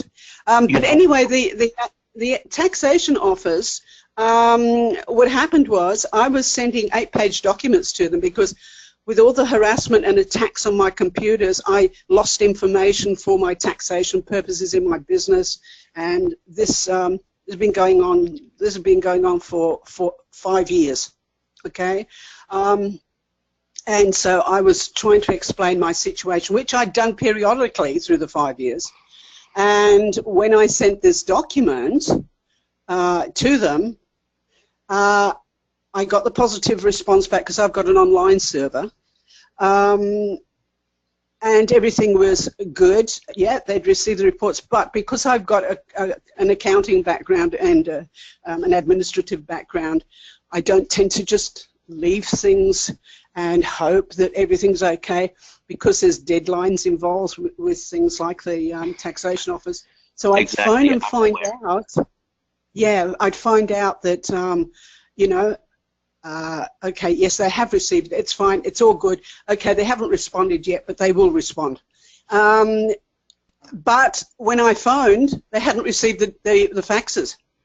Okay, so then they requested that I send them again, which I did, all 8 pages, positive report again, no faxes. So I took then copies of the positive reports and sent them to them, and this opened up the whole big game of my online server needing to check with their server that was an international server, and it all went quite extreme and became a case management issue with the Australian Taxation Office. So on the one side, it was very nerve-wracking for me, but on the other side, it actually highlighted something for Taxation Office. They realized that what I'd actually been saying in the documents was in fact a reality. In other words, it wasn't some porky that I, you know, developed. And someone was probably chucking it. They were picking it up and throwing it away. You know, the facts. That's what could be happening. Yeah, well, you see, the thing is too, I don't know whether you guys know about Pine Gap, which is known as the base in Australia, in Central Australia, which is a USA base, okay, where all emails, any documents, anything electronic is actually going through the base and is filtered through to the USA, and from there also the USA then military also targets people. Okay, there's actually if you want to take this down, and I can put it down as a message on this system if you like, there's a program that's called Background Briefing. And in August last year, it was the 21st of August last year, there was an hour-long segment on this military base, and the complaints that were aired there was that the Australian public don't know anything about this. You know, that our Australian government is being covert. And it actually explains what's going on from there, and that in fact, you know, it's not, I don't think it's just Australia either. I believe it's, this is international. You know, that the filtration process is done via Pine Gap. Okay. I got to look into that. Okay. Yeah, do. It's actually, it's a podcast, and as said, the date of it was the 21st of August, 2017. It's called Pine Gap, the Base. Okay, for anybody that wants to listen to that. It's very educational. So, you know, I can't even get aged care services here. Okay, everything that I do is interfered with. I have had emails from my own domain that I've sent through to people in other states, and you know, I realize I haven't got replies back. What's going on? I phone them. Oh no, the email was returned. I had one chap last year who fortunately was a bit more savvy with regard to emails, and he had a look at the header. When he got the mailer name back, he actually looked at the header, and he discovered that the email address that it was sending back to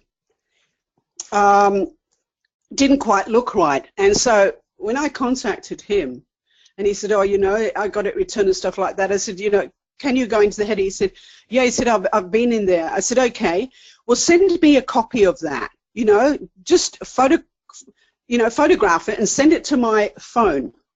Maybe I will get it and I'll be able to see what's going on. What had happened was, and I think that the email was being doctored on the way out from my, because I'm hosted in the USA via HostGator, okay? Okay, I think the email's been going out, the man-in-the-middle attack has happened at that point. They've actually doctored the return path, and instead of it being, well, it doesn't matter if I give you my email address anyway, equibiz@animalitch.com.au, what it had in this particular email as a return path was just itch@animalitch.com.au. Now, I've never, ever created an email address like that with just itch. Never. And so that's why the mail couldn't be received and why it was being bounced back. And this has happened now for a couple of years. Only I managed to get the thread on this last year, late last year. So, my friends, you say animal rights groups. I personally, you know, even if things were in a situation where I could get some kind of a response back and knew that I had a solid communication where it couldn't be interfered with, and I've got Kaspersky on my phone here that I'm talking to you, and I have VPN and all this sort of stuff. I would be happy to contact the animal rights groups, but I don't think that they would risk their charter and their particular profile to get in on this. I think that it needs to be. Can I mention something here? Sure. Can I mention something?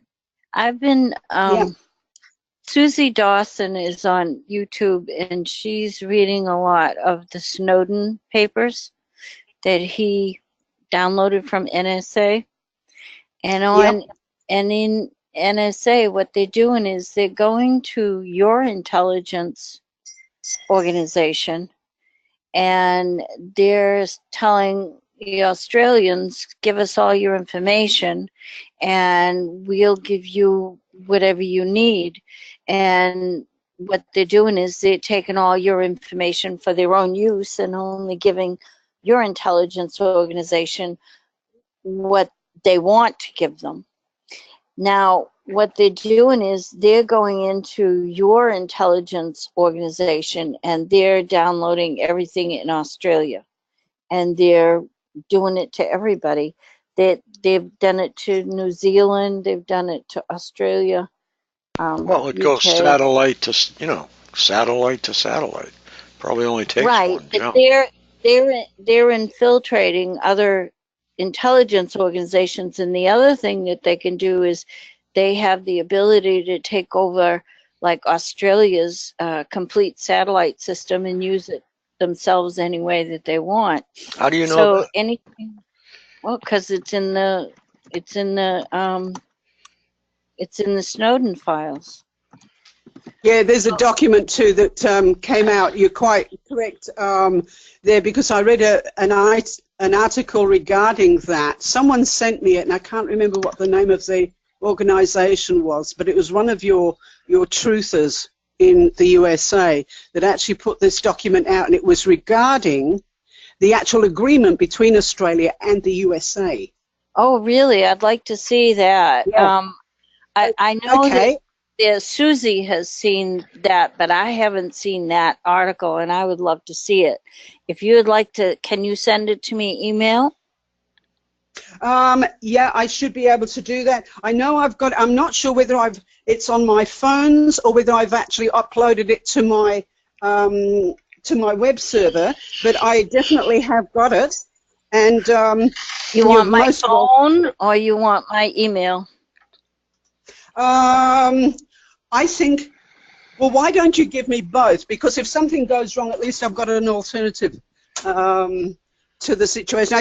Now, isn't it always the case that the pens decide to go and hide? Sorry, I'm just scratching around in the office here.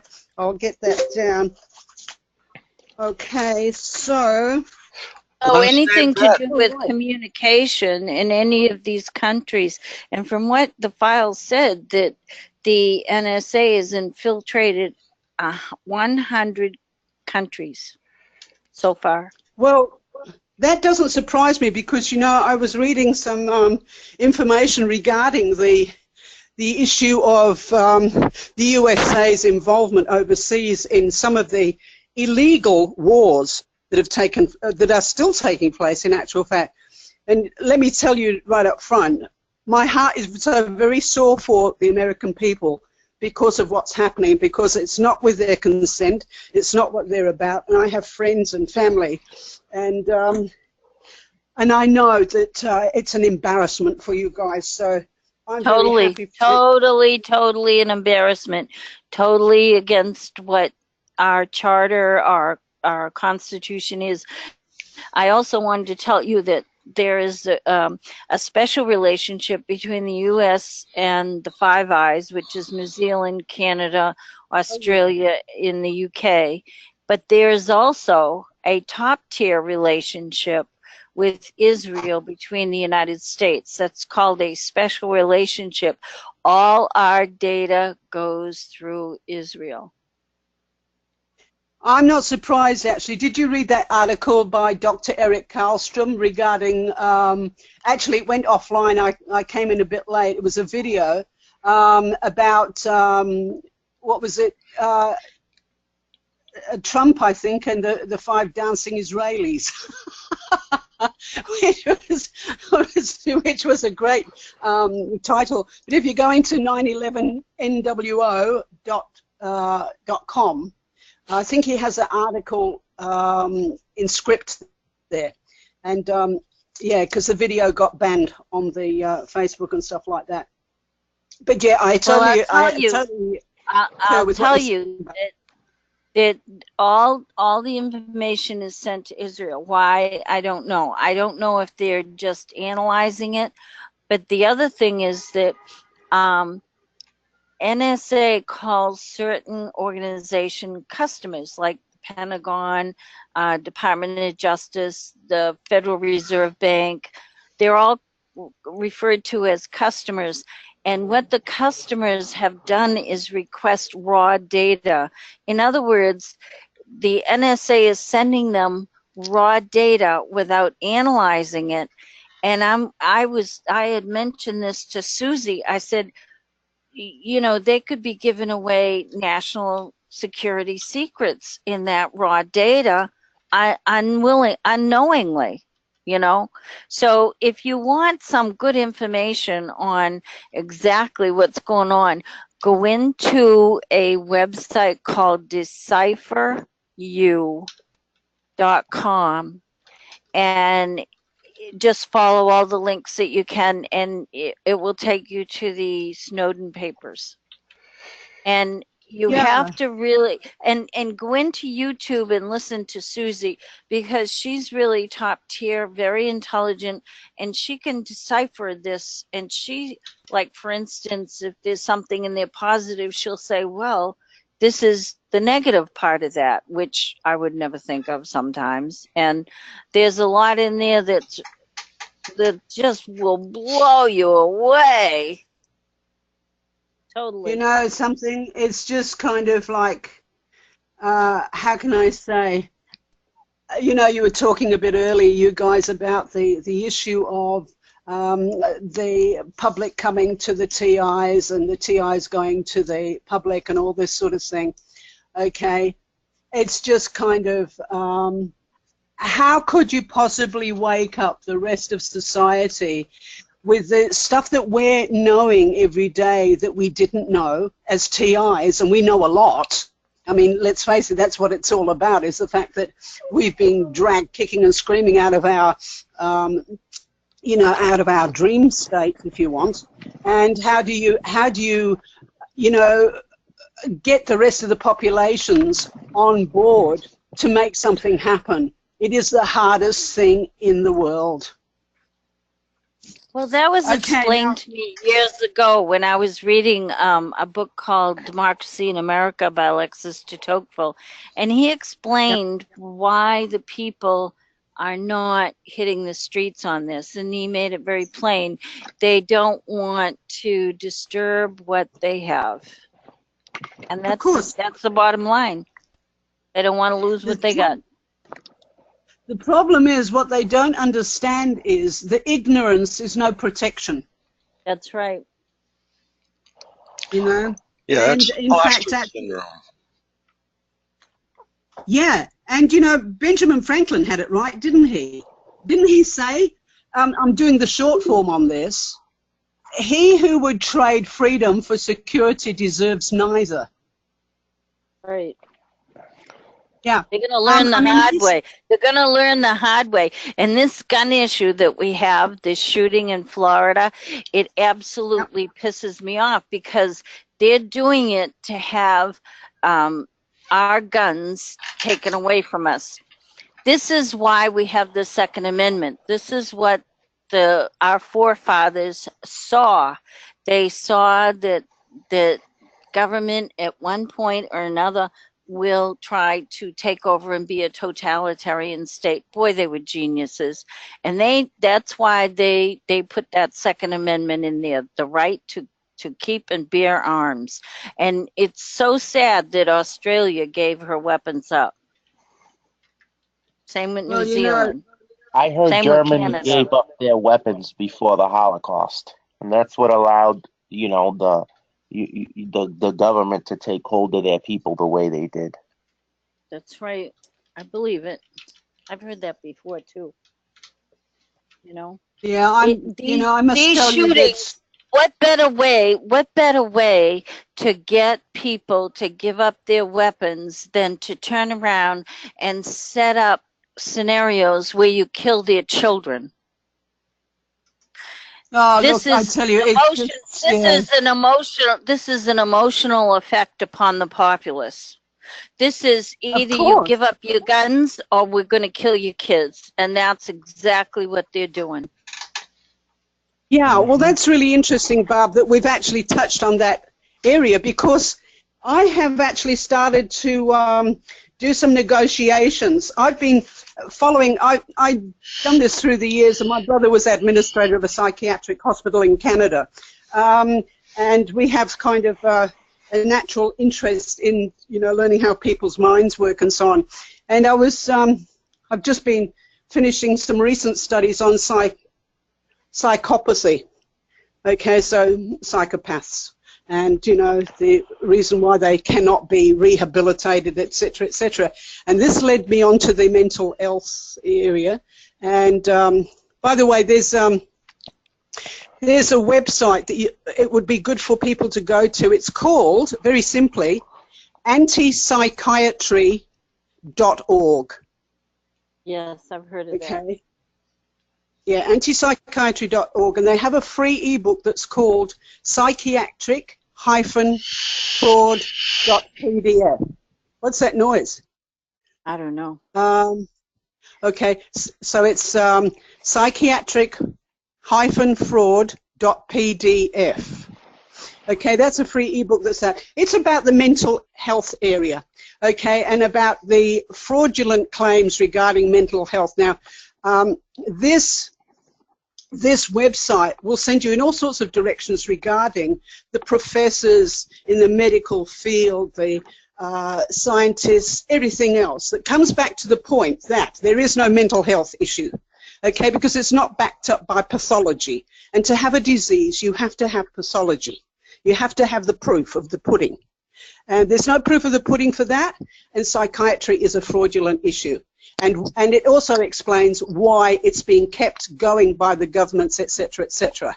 Now, one of the revealing things that comes out of this is the fact that, you know, if you can take people straight off the street because you think they've got a mental illness, well, guess what happens to their firearms?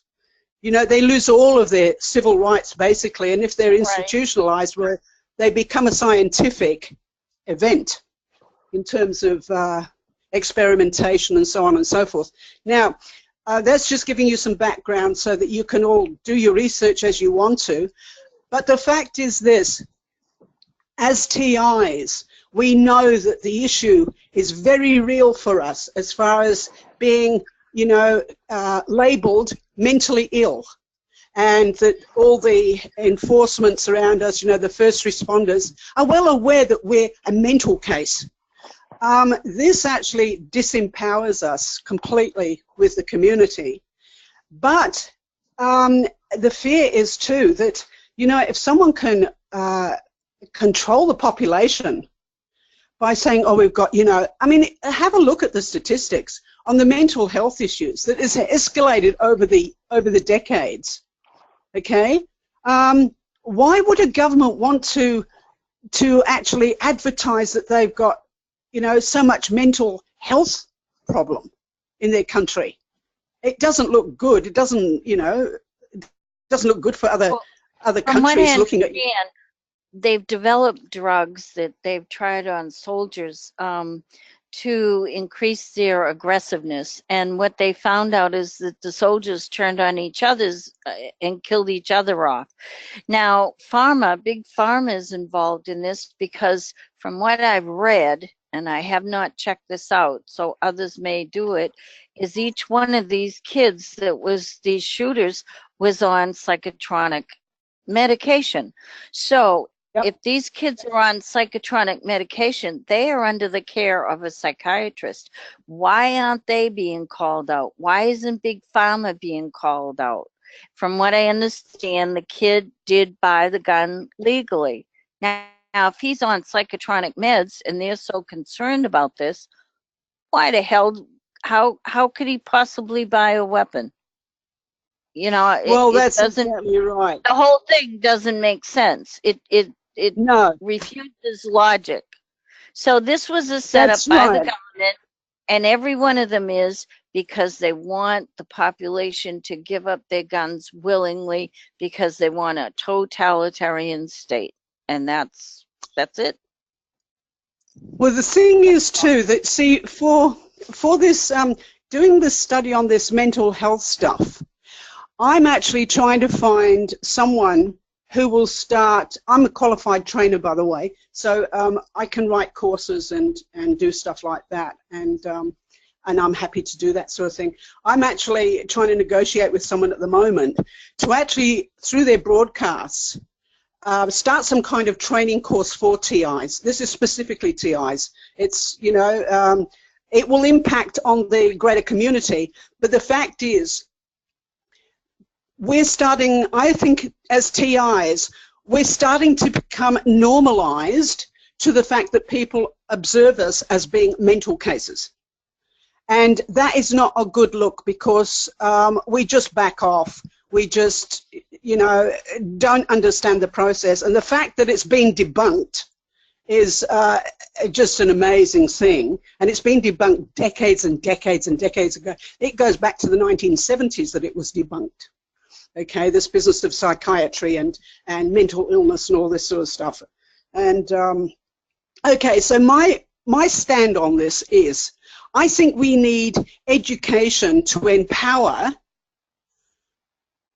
TIs with the knowledge that, okay, it really is a myth. This business of mental illness is a myth, okay? And how to deal with that when people will actually sneer at you and ridicule you in front of other people. How to stand your ground, how to come back and make these people accountable for the words that they're saying and the ridicule that they're offering to TIs.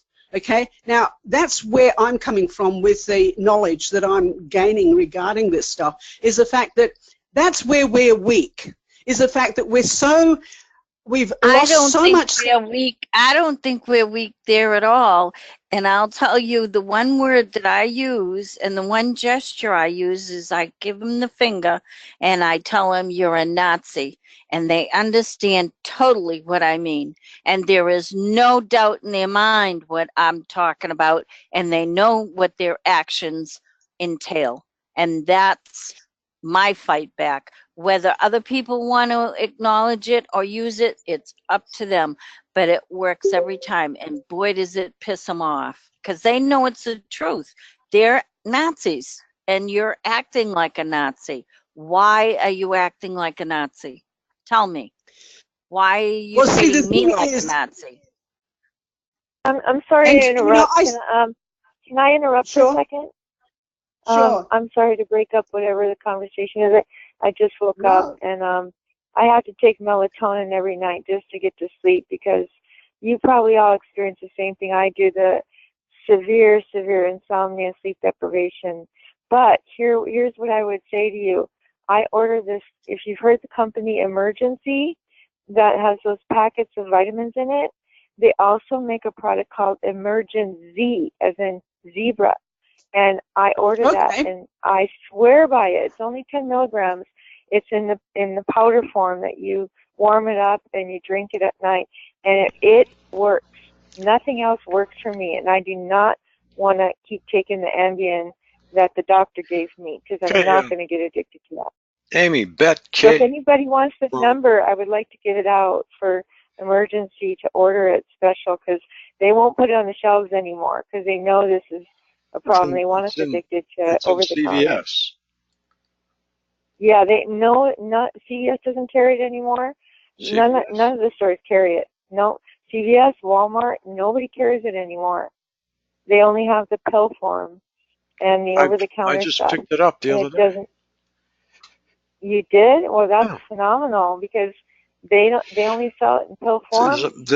My body doesn't break down the pill form. We have a woman, you've probably heard her before. Her name is Bet K from Australia. She was speaking. Oh yeah, that's Heidi's friend. Oh, okay. I mean, Heather. Yeah. Okay. So she is that where it comes from? Australia? No, but she was speaking when you came sorry. on. That's okay. I'm sorry. I just wanted to help out everybody because if you're going through the same thing I am, battling sleep every night and the night terrors and everything, you know, it's your body, it's your mind fighting your body. Your mind won't let you sleep, but your body is overrun with sleep deprivation. Yeah. Well, we were talking about psychiatry with Bert K. So I don't know if she's finished or she wants to get back to that, but I'll drop off. And is it Bet K? You can come back on and finish your conversation. It was pretty interesting, I thought, as far as battling and being able to defend yourself verbally, physically, and mentally against perps and psychiatry. Yeah, we were just talking about that. We were just talking about that, how to mind over matter psychology, because we're talking about there's a movie about wormwood. I think it's in Washington State, and it really happened. I looked it up. It really happened, and some of the people shared with me about the giant spiders and whatever. And I said, well, I don't know if the military is doing that, but they did in the past, the wormwood. It really did happen, but I don't know if it was to do with, giant spiders. They just use Hollywood for that. But it could be, just like the dinosaurs, they're trying to bring back everything, prehistoric everything. The woolly mammoths and dinosaurs and, the insects, the tyrannical, whatever you want to call it, Tyrannosaurus, they're bringing back all that. But we just have to sit back and laugh at them being foolish. Hi, Amy. Could you let Bet speak if she still wants to? We're trying to get her to. She doesn't come on very often. I'll mute myself. Thank you. Sure. Bet, you in there? Yeah, I'm here. I'm here. My concern, it doesn't worry me per people interjecting per normal, but the fact is that I don't know when the harassment's going to cut in, and I can't talk then at all. And it's one of the reasons that I haven't been coming to the show, is the fact that I can't contribute, and I just, you know, it's a frustrating thing when they start this stuff, and they do it on my phone calls too, let me tell you. Okay, so getting back to where I was at, and Barb, yeah, thanks for your input on that. I guess from my point of view, what I see is that you're a powerful sort of a person, you're a strong person, and you've developed a particular stance in life that people will not push you around, and therefore you can come back at them. But I don't believe that all TIs are in that position. And, no, they're not. And it's frustrating the piss out of me. Yeah, that's right. It's just kind of, you know, we tend to buckle. I know that, and it makes us very shy. We don't want to reach out anymore. And I think that this is where I'm coming from as a trainer, is the fact that how do we get through this? How do we help each other and empower each other? Can I say something real quick about that too? Because this is important to me too, because now Barbara has a different response from the public when she does that. When I call a perpetrator an a-hole, he acts like, what are you talking? I don't know. Why do you do that? Why do you know, they act like they don't know what's going on, like they're innocent. So I want to know how to respond to somebody who acts like they're innocent, but I know what they just did. Hey, I have that's a different angle altogether, because I'm not talking about people necessarily that are perps as such. I have a particular definition of a perp. And a particular definition with regard to people who are generally in the community that are picking up vibes and lies and information about us and are turning their back on us. Now, although they're in the sort of the COPS program, the community organized policing system, they are not necessarily what I would call a perp. Okay, so I'm defining between the community aggression and the actual perps that will come onto your property and damage things and infiltrate your life and just wreck it. Well, a lot of them are manipulated. A lot of them are manipulated. The same ones. What you just defined is exactly the ones who act all innocent. These are the very ones who I cannot walk down the street without getting lasered in the eyes. These are the very ones that do whatever they're told to do. Yeah. Okay.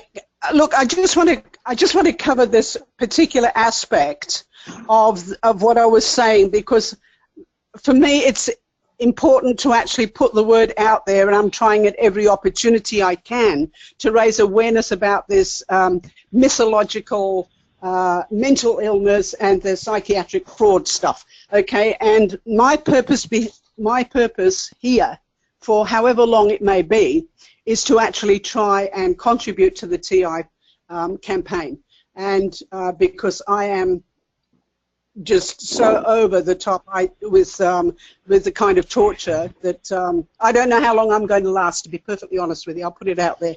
Okay, so what I would like to do is to start with a training course via broadcasting, where it can reach people all over the world, not just in my environment or your environment, but people that are contributing to the broadcasts and stuff like that. They can have maybe an hour's worth of solid information that they can work on, no matter who they are and what their personality type is. Okay, because that's important. We can't all go up there and sort of, you know, if somebody's staring at us and say, "And what the hell do you think you're looking at?" You know, if we had that kind of response, maybe people would back off and we'd become the perps and they'd become, you know, the victims. But we're not all the same, and it affects us because it's so subtle.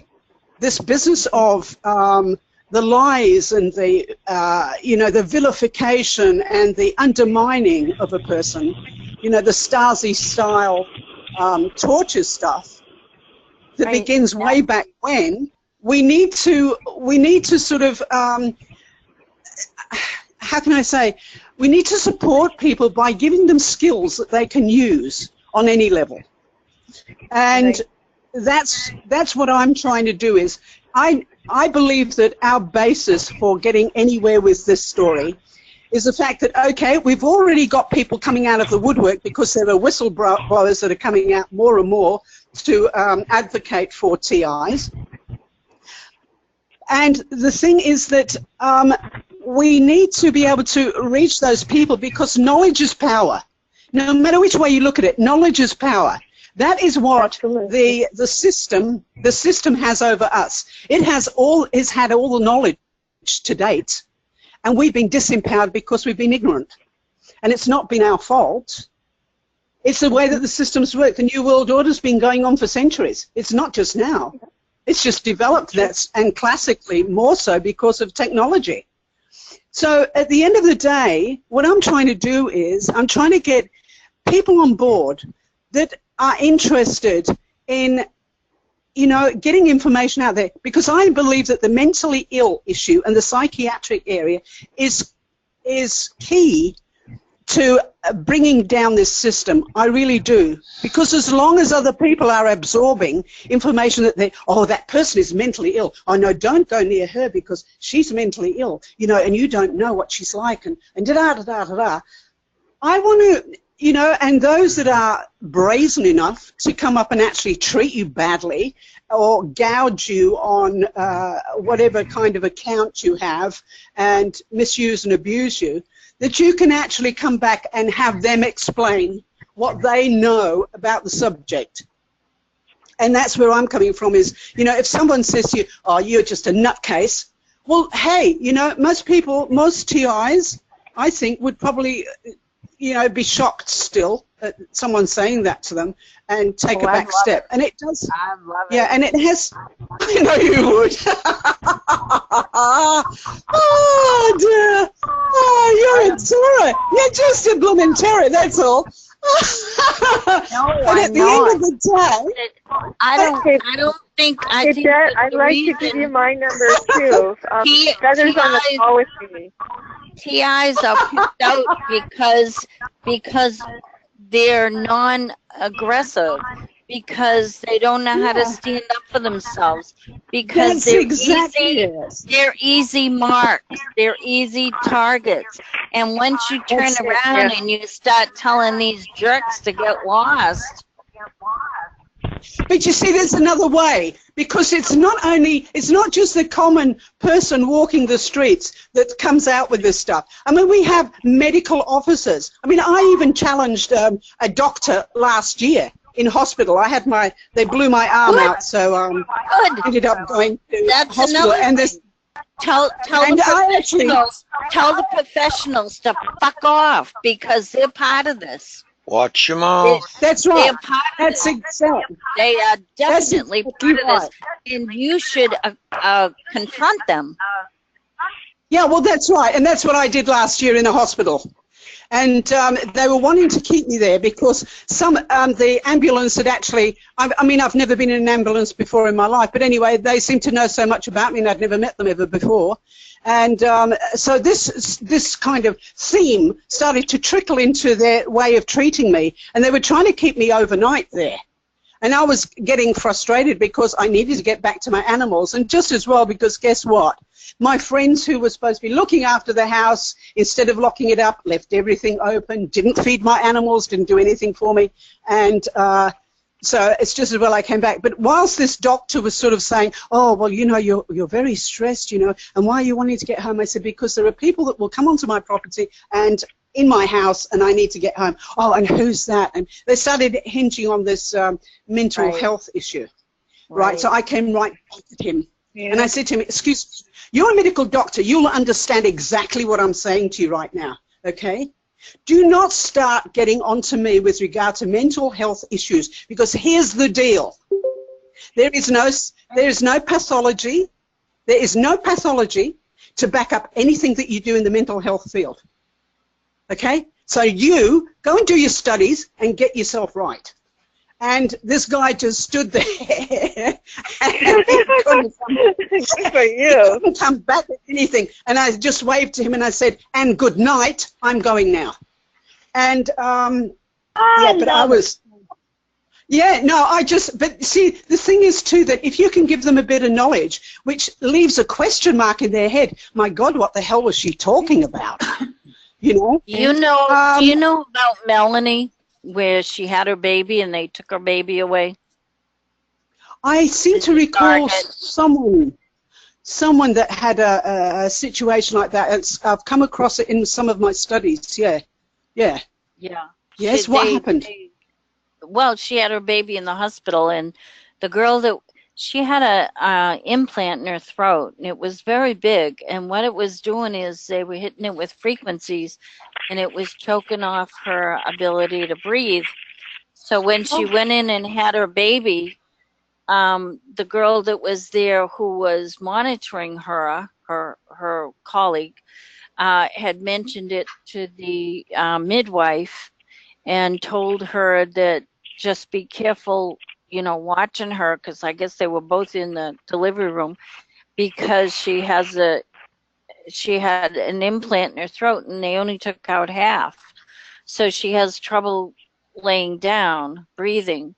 And then the midwife went and told the doctors, and then the shrinks got involved, and they took away her baby, and then they gave the baby back, and now they took the baby away, and the last I heard, they're going to put it in a foster home. It's just also disgusting, These people will go to any length because she's a head of a big organization in Europe. I forget the name of it. I can't remember. But anyway, if you go to a website called Romola D Reports, Everyday Citizen Romola D, you can read the story about Melanie and her baby, and they just took it away, I think last week. So these people, we're not dealing with your average citizen. We're not. These people are off the chart, and they are. Targets have to realize that these people feel that they can do and say and be anything to harm us, and they can, because nobody can stop them. But you see, the thing is that when you start, this is where I want to, sort of develop this this process for giving some support in a real positive way, in a real usable way. And that is that, you've got to stand your ground, but you've got to know what the hell you're standing for. And that is, okay, you're saying, and to be strong enough, to feel strong enough because of your knowledge, right, to be able to say to somebody, if they even hint around mental illness, that you say, okay, would you mind explaining that to me? For starters, let's say that's your opening line, okay? Would you mind explaining that to me, please? I just say, don't go there. Don't even go there. Don't even go there. Starting the mental illness bullshit, because I don't want to hear. Yeah, but you see, you're not raising any questions for them. All you're doing is making a statement. When you come onto it, you're not making them accountable. Now, when people use words to you, it's like, if the tax office accuses you of doing something, fraudulent or what have you, you can't say, oh, that's bullshit, and just walk away from it. You can't. You have to demonstrate why, to some extent, and that sometimes requires asking them questions of why do you think that this is like that, I agree. Once you get onto a mental level with somebody, that you're having them using their brains instead of their emotions, then you start to get somewhere with some of this stuff, because they will then recognize you as a human being, not a thing anymore, okay? You can actually come on quite, as I am right now, come on quite forcefully how you question people too. You know, it's the tone of what you're doing, that you feel strong, you are strong, you know your subject, and you can come back at someone and say, hang on a minute, what was that you just said? You know, and Well, they'll stand still. I was blamed for something. I was blamed for something that I didn't do, and I just looked at him and said, don't even go there. Because that's not my personality. I would never do something like that. Yeah. And but see, the thing is, they need to be educated. If you want to get an education across to people, you have to put some kind of question in their mind, that there's a doubt. There's got to be a doubt there for them to even take it any further. Otherwise, people just take rhetoric and just chuck it down the drain, you know? But if you can say to them, hang on a minute, what was that you said? Right. Oh, yeah, now, you know, do you mind explaining that to me, please? Right. You are then you're controlling the situation. You're not running away from it or just spouting off and, you know, just reacting. Yeah, you start standing your ground and people will back off from you, but they'll also get a message. What the hell was she talking about? You know, and they'll question themselves. That's what you want. Yeah. That's what you want. Amy, you want them on the downside. Amy, can you mute yourself, please? I'm just agreeing. Okay, sure. Listen, I was in the hospital and they called a federal psychiatrist to interview me at the Mass General in Boston. Oh, God. Well, by the time he walked out of that room, he had an entirely different idea of who and what I was. He expected me to, it was a big deal. They kept me in there 8 days and they wouldn't let me go unless he evaluated me, threat assessed me. So when he walked in, I said, what's your name? Who are you? Who do you work for? And what do you do? And he just went right ahead and told me everything. That's how I found out his name and who he worked for and whatever. I agree, you've got to stand up to these people, and you can do it politely at times. Yes, and then there are other times for other attitudes. And, you know, I agree. I totally agree with you. You know, and I walked out of there and he gave me a nonviolent evaluation and I was out of there in a few hours. There you go. You see, if you can talk logic, if you come across a normal person, not this jittery sort of reactive person, then you're standing your ground, you're taking control of that situation. You've got to be able to do that. Right. But here's the kicker with the hospital scene, okay? During the following week, I got a phone call from the mental health people, okay? And this guy was very nice, and we had a long, involved conversation, and, you know, and it was, you know, he wasn't aggressive or anything, not like that guy that was in the hospital. But anyway, so I actually decided that I would take the initiative and that I would start sending him information. So because of his phone number, I was able to get back to him, and he used a mobile phone, which was really convenient for me, because I was able to send him directions to how to look up certain things in publication on the mental health side of stuff. And I remember one day he actually phoned me again. He said, "Oh, you know, can you please put this information on a fax and send it to me?" And I said, "No." And he said, "But I can't, you know, I've got no way of downloading this onto my computer." But I actually figured that he had some kind of directions from someone. So I actually started to play him at that point. And I said to him, "No, I'm not sending a fax. Number one, I'm not in front of my computer. Number two is, if you really cannot send this stuff to your own email address from your mobile phone, then there's a problem. But you know what? There's still the pen and paper. You can actually write it down and then type it back onto your computer so that you can do the studies at home, you know?" And, oh, okay, right. And then because I was on a theme with this guy and thought, right, I'm not going to give up on you. I'm going to start educating you. And so I started sending him all sorts of stuff on how the brain heals itself, you know, which books to buy and all this sort of thing. So I went full ahead on this. And at first he started to get back to me and say, oh, that looks very interesting. And then he gave up with me. I haven't heard of him since. So that was at least a good 6 months ago that he stopped communicating. But I'm still sending him things like, you know, Snakes in Suits, which is all about psychopathy. And, you know, bits and pieces like that. I think that this would be great, you know, reading for you in your mental department so that you can get a handle on, you know, the issues with regard to development on psychotherapy and so on and so forth, you know, psychopathy and understand the psychopath. Are you, you know, so are you overwhelming him, though? I hope so, because he stopped.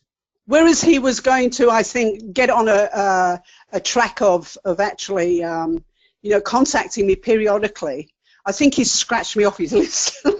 and that's what I wanted. But I wanted to do it in a way that I was educating him at the same time if he didn't know about this stuff. And a lot of these people in these environments, you know, these mental institutions and health departments and what have you, they're as ignorant as all hell.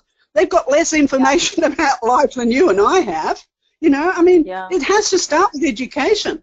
You know, and if you've got an inroad, you know, to stop a person down from on the theme where they are, and you start introducing something else which will raise question marks, you know, you may even develop a friend out of it. I mean, I'm not saying you would, but anyway, getting back to the whole thing, I'm interested in trying to train people into, you know, feeling strong, being strong, motivated and controlled. That's the big thing, because throwing out expletives at people and insulting them is not going to win them over to your side.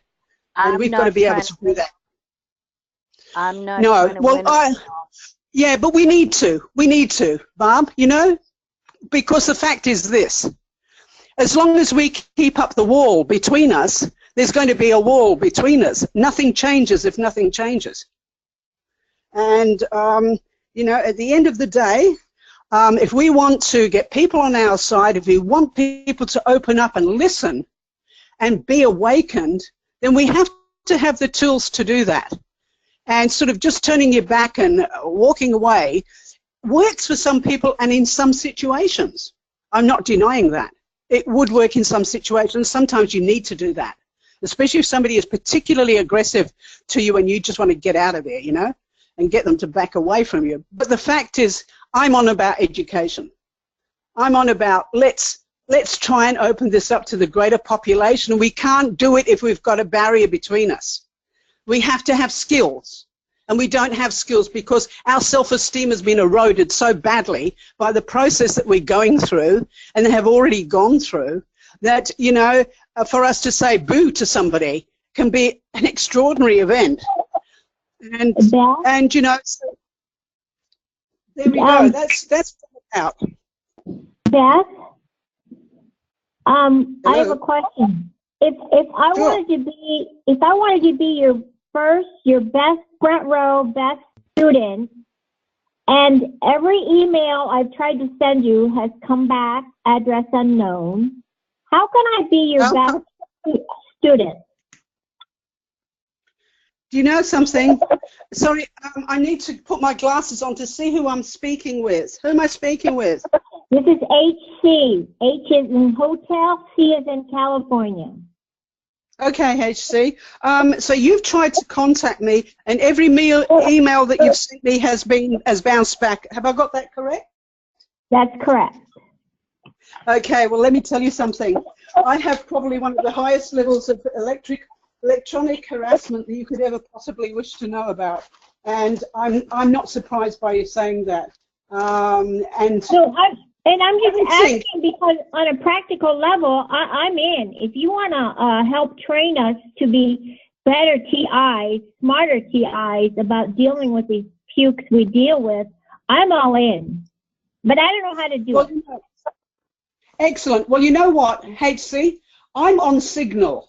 Do you know Signal, the SMS service that we have that's free on mobile phones?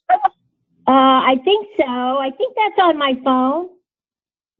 Okay, well, normally you have to kind of sign up by providing your, contact details and stuff like that. And it's a blue message ball that you, message icon that you see there when you're on Signal. That would be the best way to get hold of me, is actually via Signal. In fact, I communicate regularly with Feather on Signal, and we don't do too badly. And there's another one that's called Wire, which also is, it works for your email address. So I don't know whether you perhaps maybe, if anyone's interested in this, but the thing is, I need Frank to come on board with this. If you guys want to learn something and you want to get empowered and you want to be motivated to stand your ground and to get the message across and retain your dignity, okay? That means that you don't have to hammer someone to get your point across. That's not what we're trying to do. Then maybe I was going to say, if you guys want to look into the Signal side of things until I can get a more secure way of dealing with this. While I'm saying that, I want to draw your attention to a new website which is similar to Facebook but is non-intrusive, and one thing is called MeWe. Me as in M-E, we as in W-E, .com. I'm a member. Okay, and do you know it? Yes. Ah, good. Okay, that may be a way where we can form a group as well, because it's not run by Zuckerberg, thank God. I'm finding Facebook so limiting. I have stuff disappear off there, and it's so They hard have to work. changed a lot. They have really changed a lot. Back through, it goes back to London. What? Sorry? Oh, back to London. Uh-oh, somebody streamed our call. Maybe. Really? Yeah.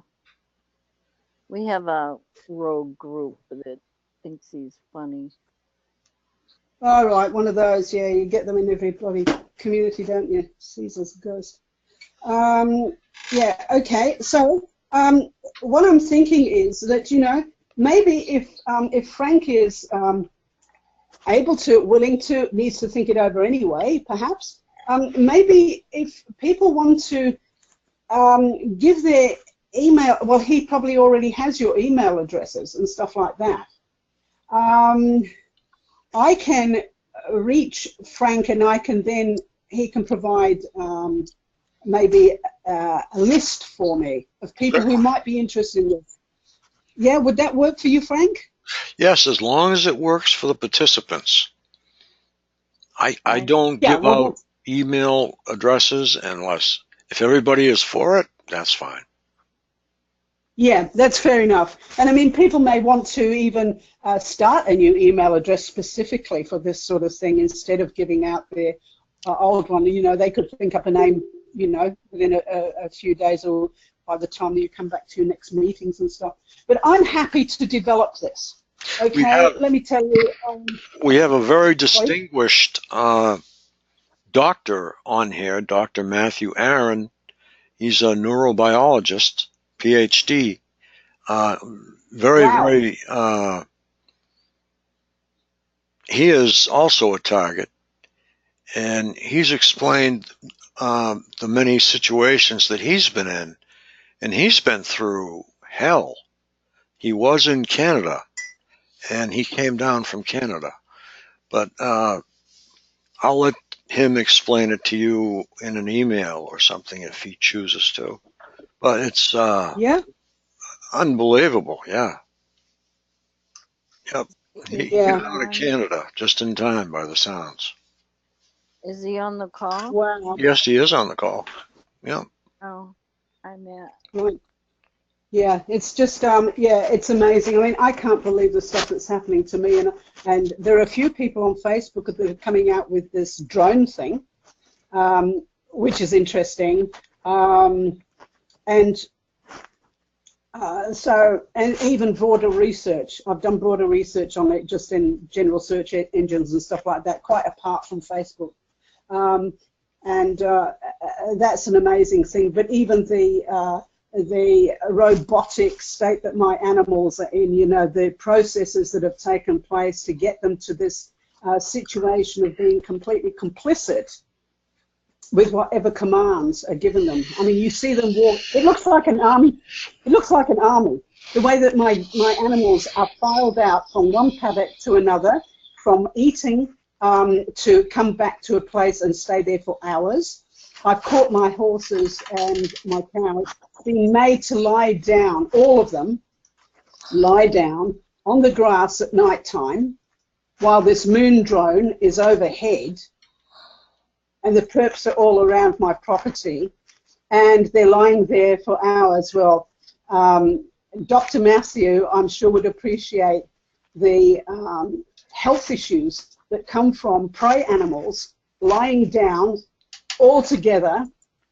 Usually you see prey animals have a sentinel that looks after them. If some animals are needing to rest, then you'll have maybe 2 or 3 sentinels around, depending on the size of the group. But the fact is, it causes all sorts of respiratory problems, circulation problems, mental problems, I've no doubt, joint problems, and it's just horrendous. I wish we had a TV crew or a filmmaker crew that would come over here. I can't even count the number of satellites that are around my property every night. I can't count them. It's a full military op. It is nothing to do with you know, people playing with a few drones. This isn't the little drones, the UAVs. This I'm talking about is satellites where they're firing at me. I can't go out at night unless I'm very, very quick and know that there's a 45-second, well, there used to be a 45-second gap in movement for them to retrack you. I don't know whether that's true anymore. Did you say before that somebody wanted your property? Is that the problem? Oh no, there's an insurance policy that's gone belly up, and that's right. the main thing. I mean, they could have bought this property decades ago if they'd have wanted to, and it's still, they've destroyed it to such a degree that, well, it's not holding the price that it used to. I can't maintain it anymore. I can't go outside anymore. I'm using tank water to get water to my horses and my cows because I can't go out and pump water anymore because I'm a target. Everywhere I go is outside because of my animals, so they latch onto my routine and then they wait. I mean, there have been a few nights where I've actually not fed my animals at all because I listen to what's going on outside, and when all the birds that are supposed to be tweeting before they go to bed are not there anymore, I know that the perps are around outside, and then I'll hear a group of my animals actually move away from the house or from their feeding area, and I know that the perps are clearing that area so that they can get I can be targeted far more easily through the house, you know, because I haven't got a brick house, by the way, either. I've got a cladding house. So there are all sorts of things. I've lived with nature all my life. I've lived in the South African bush and stuff like that, and I can say thank God for all that, you know, because it's made me very tuned into nature and what's going on. So when things go dead silent, I'll sometimes hold off for a couple of hours before I feed my animals, or, as in some cases, I've actually had to not feed them at all because they've been out there. And then we've got a particular bird that's called a peewee over here. It's actually an Asian starling, and it's a menace. But the thing about the Asian starling is that it's fine with all the other animals, but as soon as a person comes on the scene, it goes beep, beep, beep, beep, beep, and it flies off. So if there are any perps that are actually moving, they let me know, because they're a bird that also will call through the night. So they're not just a daytime bird. In fact, mostly it's sort of from dusk onwards. When I hear the beep, beep, beep, sometimes that's a sign for me that, okay, they're moving or they're changing shift or something like that. And then I can quickly dash out and do something and come back indoors. But I mean, you know, I'm captive in my own home, really. I am very much captive in my own home. Yep. But yeah, Dr. Matthew, I feel very sorry for him, because as a professional, he's, you know, they want him dead. I mean, let's face it, they want him dead. They don't want him in there changing things. I mean, that's what it's all about. Have you thought of selling everything and getting out of there? I can't even get a phone call out. I've put adverts in the paper that I get no response to, none at all. If I'm having my emails attacked, can you imagine what's happening with phone calls? I mean, I phone someone to get something or other, and they're going to phone me back, and the phone call never comes. And then I have to contact them. Oh no, well, see, when I dialed you, the phone just went dead. Oh really? Yeah. Oh, the phone just went dead, and it doesn't matter which service provider I'm with. I've actually currently got a case going with Vodafone. How much? And, I heard that you mentioned that you would offer to take in some TIs if they came out there and helped you. oh yeah, absolutely, I would. I would. I think it would actually be just what the military wouldn't want. How can I say? You've seen the place, Frank. I think you've had a look at my property on the internet. Yeah. It's quite isolated. All the properties around me are perps and handlers and contractors. Okay. They have helicopters, planes, boats, trucks, you name it, they've got it. And I'm the only one here. I'm a lovely target, actually, because I don't have a partner. I only have animals, and I am right at the end of the road, so nobody can see what's happening. And I've got the forest all around. I mean, you couldn't wish for a better place to target someone. You really couldn't. I haven't been off the property for 9.5 months. I get groceries brought in. I don't have any shoes anymore that really work properly. Woolworths actually gave me a pair of these, they're called Crocs. They're made out of sort of a polystyrene thing. And I get around in those because I couldn't get to the store. I can't get off the property. I'll be dead in a week if that happens.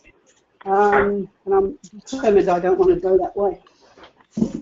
Yeah, so I will have TIs here.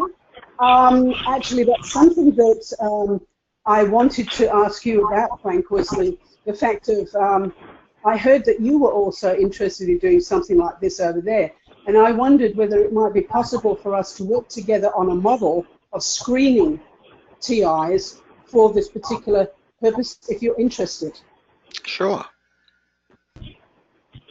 You know, because I think that if we set up a model, if we can get a model going, that means that the TIs that are interested are actually TIs and not perps that are you know, disguising themselves as TIs, then it could be a model that could be used overseas anywhere. And that's what we need. We need safe houses for people. You know, we can talk as much as we like, but there's a saying that goes, well, talk is cheap and money buys the whiskey. And that's a reality. It is a reality, because sometimes people just need to be able to have some place to go to where they're not under threat. Yeah, so I'm happy for TIs, genuine TIs, to come and be here, because I've got 15.5 acres, you know, and okay, the house isn't fancy, nothing that I have is fancy anymore. But yeah, I'd be happy to do that, and I would be, you know, happy to help develop the model that would work for other countries too. And I think that we could do that. I don't see why we couldn't do that.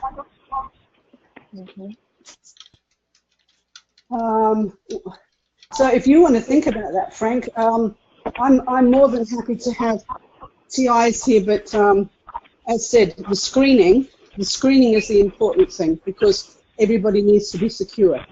Yeah? Sure do. Yeah. Oh, Bet, I sent you 2 emails. Really? Yeah, I don't know whether you got them or not, but I wanted to test it out. It When was says, that? about 15, 20 minutes ago. Oh, really? I'm not on the internet and I don't access via my phones because of the security thing, but I can go on there quickly and check that. I just need to connect up with my satellite modem. Yeah. I'm so glad that I've been able to chat with you guys because it's so how can I say so long in between drinks, and I haven't been on there because I thought I can't contribute anything like this. I can't do anything. I'm just kind of stranded with it, and this morning nothing's happened. I wonder if it's because of the rain. Possibly. Yeah, I just got to warm up this computer. I'm back on an XP system because of them blitzing my Win 7. I was thinking of notifying the Russian embassy tomorrow and seeing if I could immigrate under asylum. Oh heck, you copied my idea, Barb. I actually want to go to Russia too. Well, I was thinking that I think all TIs should go to all the Russian embassies and take out papers for asylum. Yeah, look, I'll tell you what, this has been on my mind for such a long time, and the problem for me is that I want to take my animals with me.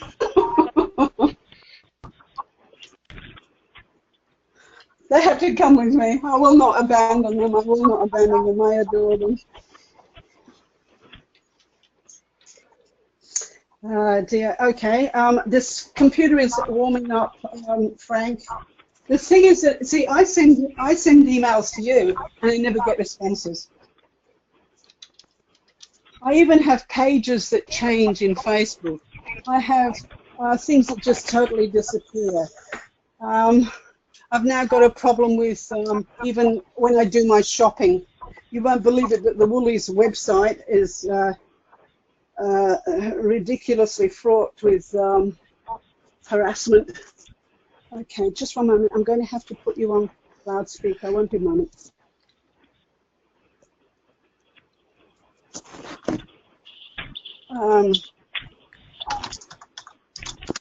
Your email says Animali itch. Sorry, Animali itch. Should it be animal itch? Animal itch, yeah. Okay, okay. Yeah, I guess it looks all right. It could. Is it a typo from your side or not? No, I just couldn't see between the L and the I. Oh, okay. All right. Okay, the modem's warming up. You have to excuse me. I almost need a crank handle for this modem. A crank handle. Yeah, you know, the ones that you used to use on the vehicles. Yeah. What do you have to point your dish?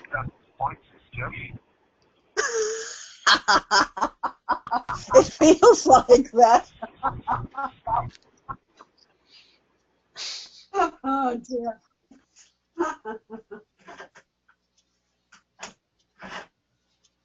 You know, I hadn't expected to get on this call this morning. Well, I'm certainly glad. The thing is,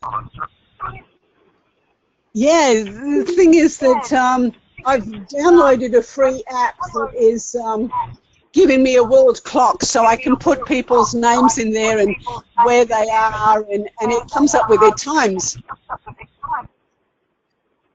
And I realized that it was 3:30 your time, and I thought, oh wow, I wonder if I'll get through. I wonder if I can do this or not. So, Well, it's one of the best systems around. as you know, it's not your system that's the problem. It's Yeah. everything that's happening here, and it's just kind of like, I'm not leading any kind of normal life at all, Frank. It's anything but normal for me and for my animals. You know, it's just kind of like, my inside dog, by the way, has become like Velcro. She will not allow me to get more than about 3 inches away from her. She's just become quite a nervous wreck, actually. Okay. You know, it's kind of funny. Back when I was 20, the country of Australia offered me $1,500 and lodging if I would come over there with my tools. Really? Yeah. Okay. Was that? I heard you mention earlier something about drywalling. Was it because you were a specialist in drywalling? Oh no. Dr. Matthew Aaron was attacked, and the drywall is suspect because there are certain images that show up under UV light. So we're questioning what that was. But they really got after him. They hit him with everything they had, it sounds like. Well, I just want to tell you, I don't know where I'll be sleeping tonight, and this goes on every night, and that's why I'm actually also going to bed so late, is the fact that I'm undecided as to where can I sleep tonight. Shall I sleep underneath the bathroom sink, on the dog bed, or you know, with my little bit of shielding, metal shielding? I have a barbecue plate that's made of probably about 2 or 3 millimeters thick aluminium. Yeah. It's round. And I actually have a stainless steel mixing bowl inside, on the outside of a hat that has a wide brim, and that goes over my head, and this barbecue plate goes over from my collarbone down to my waist, and that's basically my protection, and I can carry it around with me. That's the interesting thing. But the problem is my dog wants to get under there too, and there's not enough room.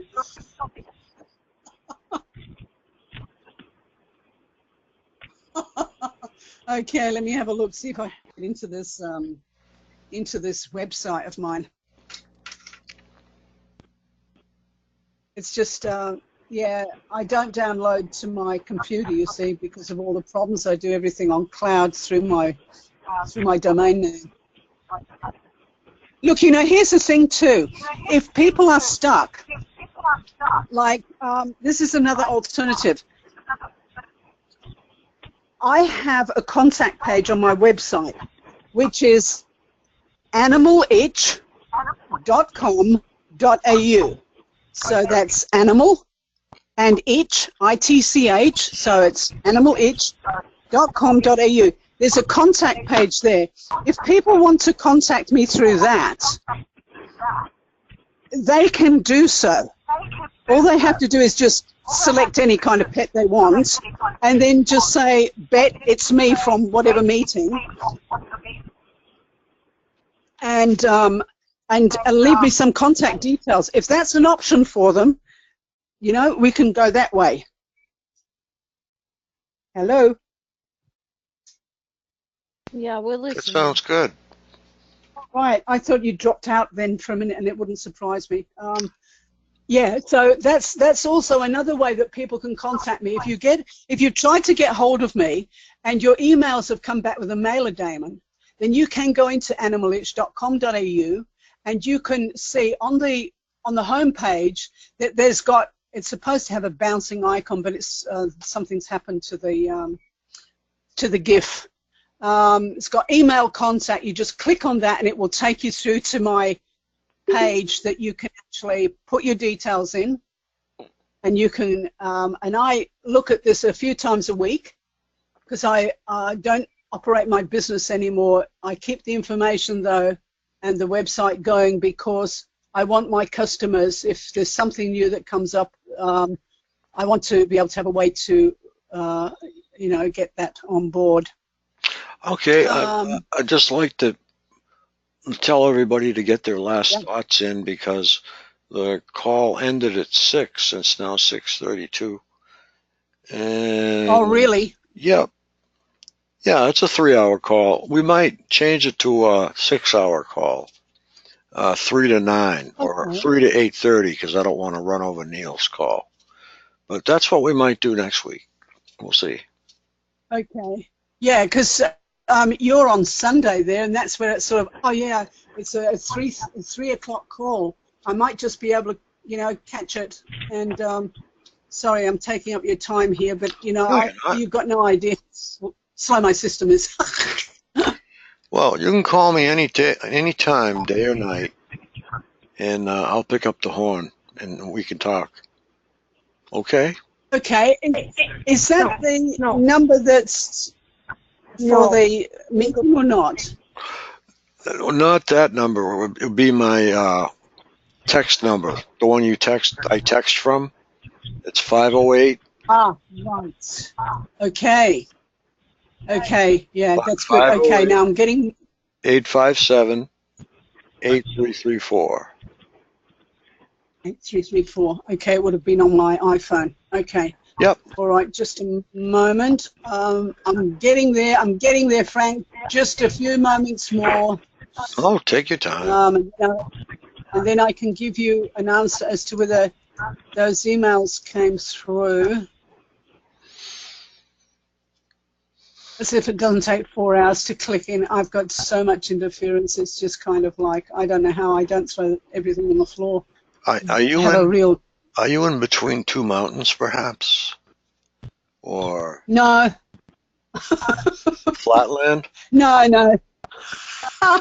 No, it's just, look, I lose service on my phones every night. I have not even an SOS emergency access.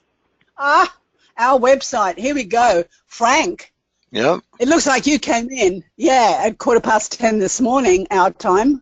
Oh, so it's got our website. That's and great. It's got Frank Al. It's got, this is our website, Targeted Massachusetts. Yeah, reach me at the new address, frank@targetedmassachusetts.org. Okay, so that's what you wanted to send me? Yeah, I sent you, I wanted to make sure actually that the email was getting through. Well, it is on that particular address. One of my emails, which is my very personal one, is the one that is mostly attacked. But I see. That is brilliant. That is fantastic. Are you also on Signal, Frank? Signal? I am not. Let me... Okay. Signal, huh? Signal. Signal.com? Yeah, you can just put in Signal and it'll just bring it up. It's actually something that you can get through your app store. Which kind of phone do you have? iPhone. An iPhone, so you'd get it through your, to the iTunes or whatever. Great. And it's free. All and right. I believe they've just stuffed, from WhatsApp, has just stuffed in something like $50 million worth of funding to increase the encryption side of Signal. And I just read about that a couple of days ago. So, yeah, it's going to be. And there's another one which also applies to your emails. And it's called Wire. Okay. And Wire is fully encrypted from user to end user. But as I say, Signal doesn't cover the email side of it. It covers the texting side. And the phone call, you can actually go into the contacts area through Signal and speak to each other. And it then doesn't come up as a charge against your account. I see. Well, that's helpful. Fantastic. Yeah, you have to know about this stuff, otherwise you'd go broke if you're having to buy it all. Oh boy, you don't know.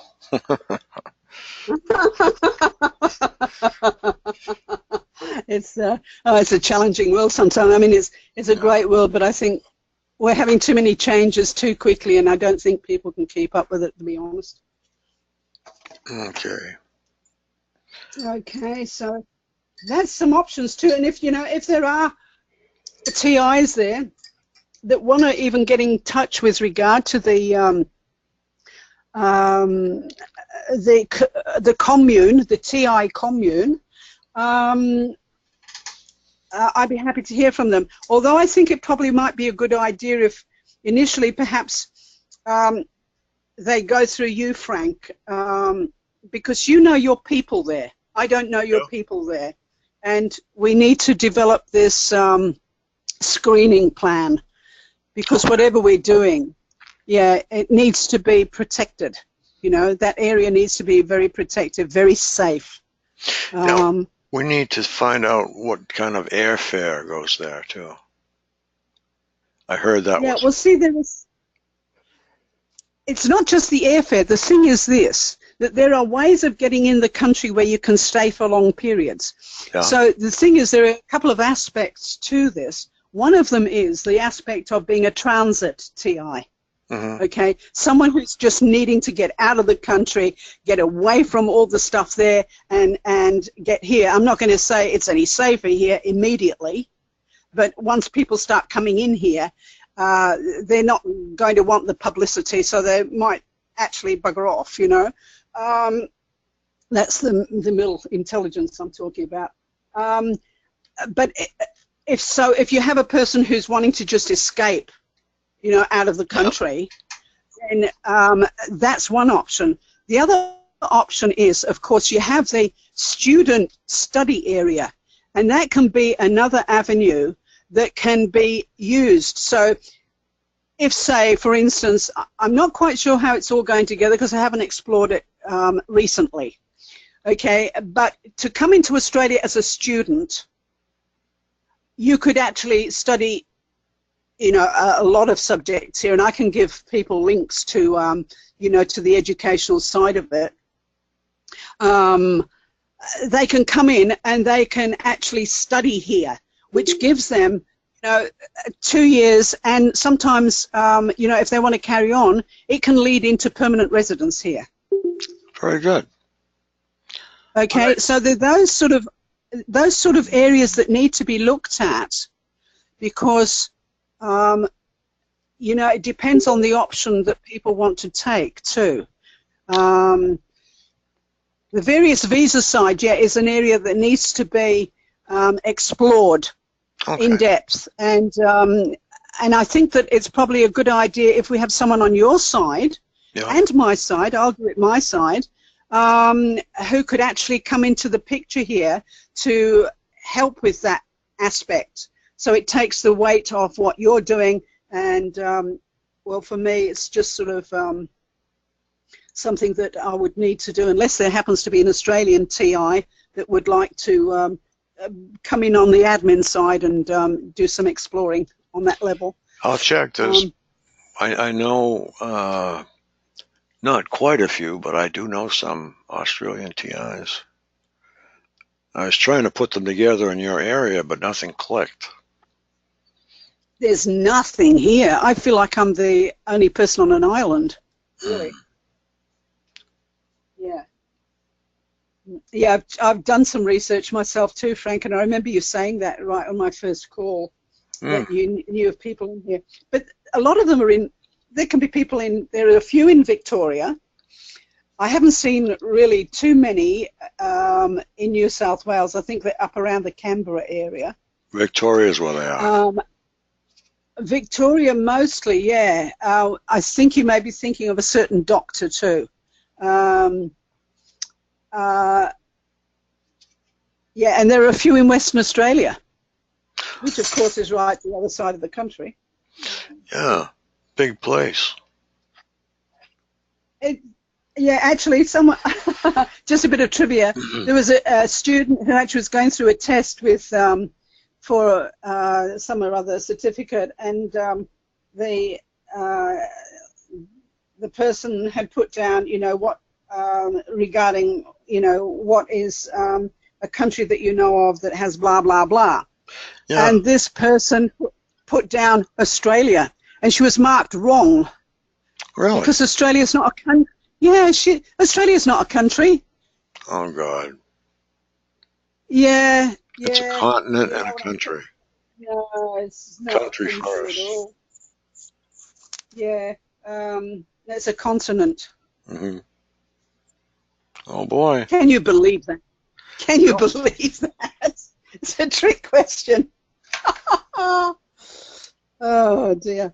Anyway, look, all right, so we've got some basis to be able to work on various things. And, if you want to let me know, Frank, how you Okay. feel about maybe introducing this kind of training package All right. for TI to get their self-esteem back and understand the mental illness stuff, and also the fact of what can happen to them with the mental health issue of how they lose their civil rights, because that's the basis of the whole thing. Right. Right? And loss of civil rights means you can be institutionalized and used as a scientific tool for experimentation, and that you lose basically everything. And that's just what people need to know. It's not just a stigma with regards to the community, thinking that you're some kind of nutter, but it also has implications that, the powers that be can use and will use that against you, because once you are off the streets, you're no longer part of the population, and we diminish the population by everything that's happening with this crowd. The New World Order is under threat at the moment, and I think it won't be too long before it's going through the death throes if we can get the general population on board with some of this stuff and start opening up their minds, and we've got to be able to do that. And we're the only people that can do that for them. Yes, I want you to stay in close touch with me because I'm worried about you. And stay in close touch with Ashley and everybody else that you've been in contact with. And just dial in, stay close. We'll knit some more contacts your way. But stay in touch with me. Okay, Beth? I will absolutely, yeah, because it's getting to the point where it's actually quite dangerous, and that's why I won't go out, because I could get in my car and I could drive down the road and they could just blitz my wheel and I could be dead on the road as a natural accident, Yeah. There's all sorts of stuff that can come from this, and I'm very much aware of it. Okay. And I'm just not going off the property at all. I don't want my food poisoned. I don't want my equipment destroyed. I don't want my animals destroyed. I don't want any extra. I'm just dealing with so much now that this drone thing is just kind of like the icing on the cake. I sort of think, well, why does it need to stalk me? Yeah. Well, we're going to have to go. And okay. We all love you, Bet, and we want you to be careful and just call. Yeah, I'm trying. I don't want to wake anybody up in the middle of the night. That's the only thing. I just want to thank Dr. Aaron, Gold 11, and you and all the other callers that it's been a really great call. This one's going to get recorded and it's going up on the web tonight. So. Oh, wow. God bless all. Well, God bless all. You stay strong. Yeah, do not give in to this mental illness thing. Come on, we've got to get this right. As said, there's you've got the information regarding the free ebook. If you need that information repeating, you can send me an email. Okay. And you can do it via my website for anybody.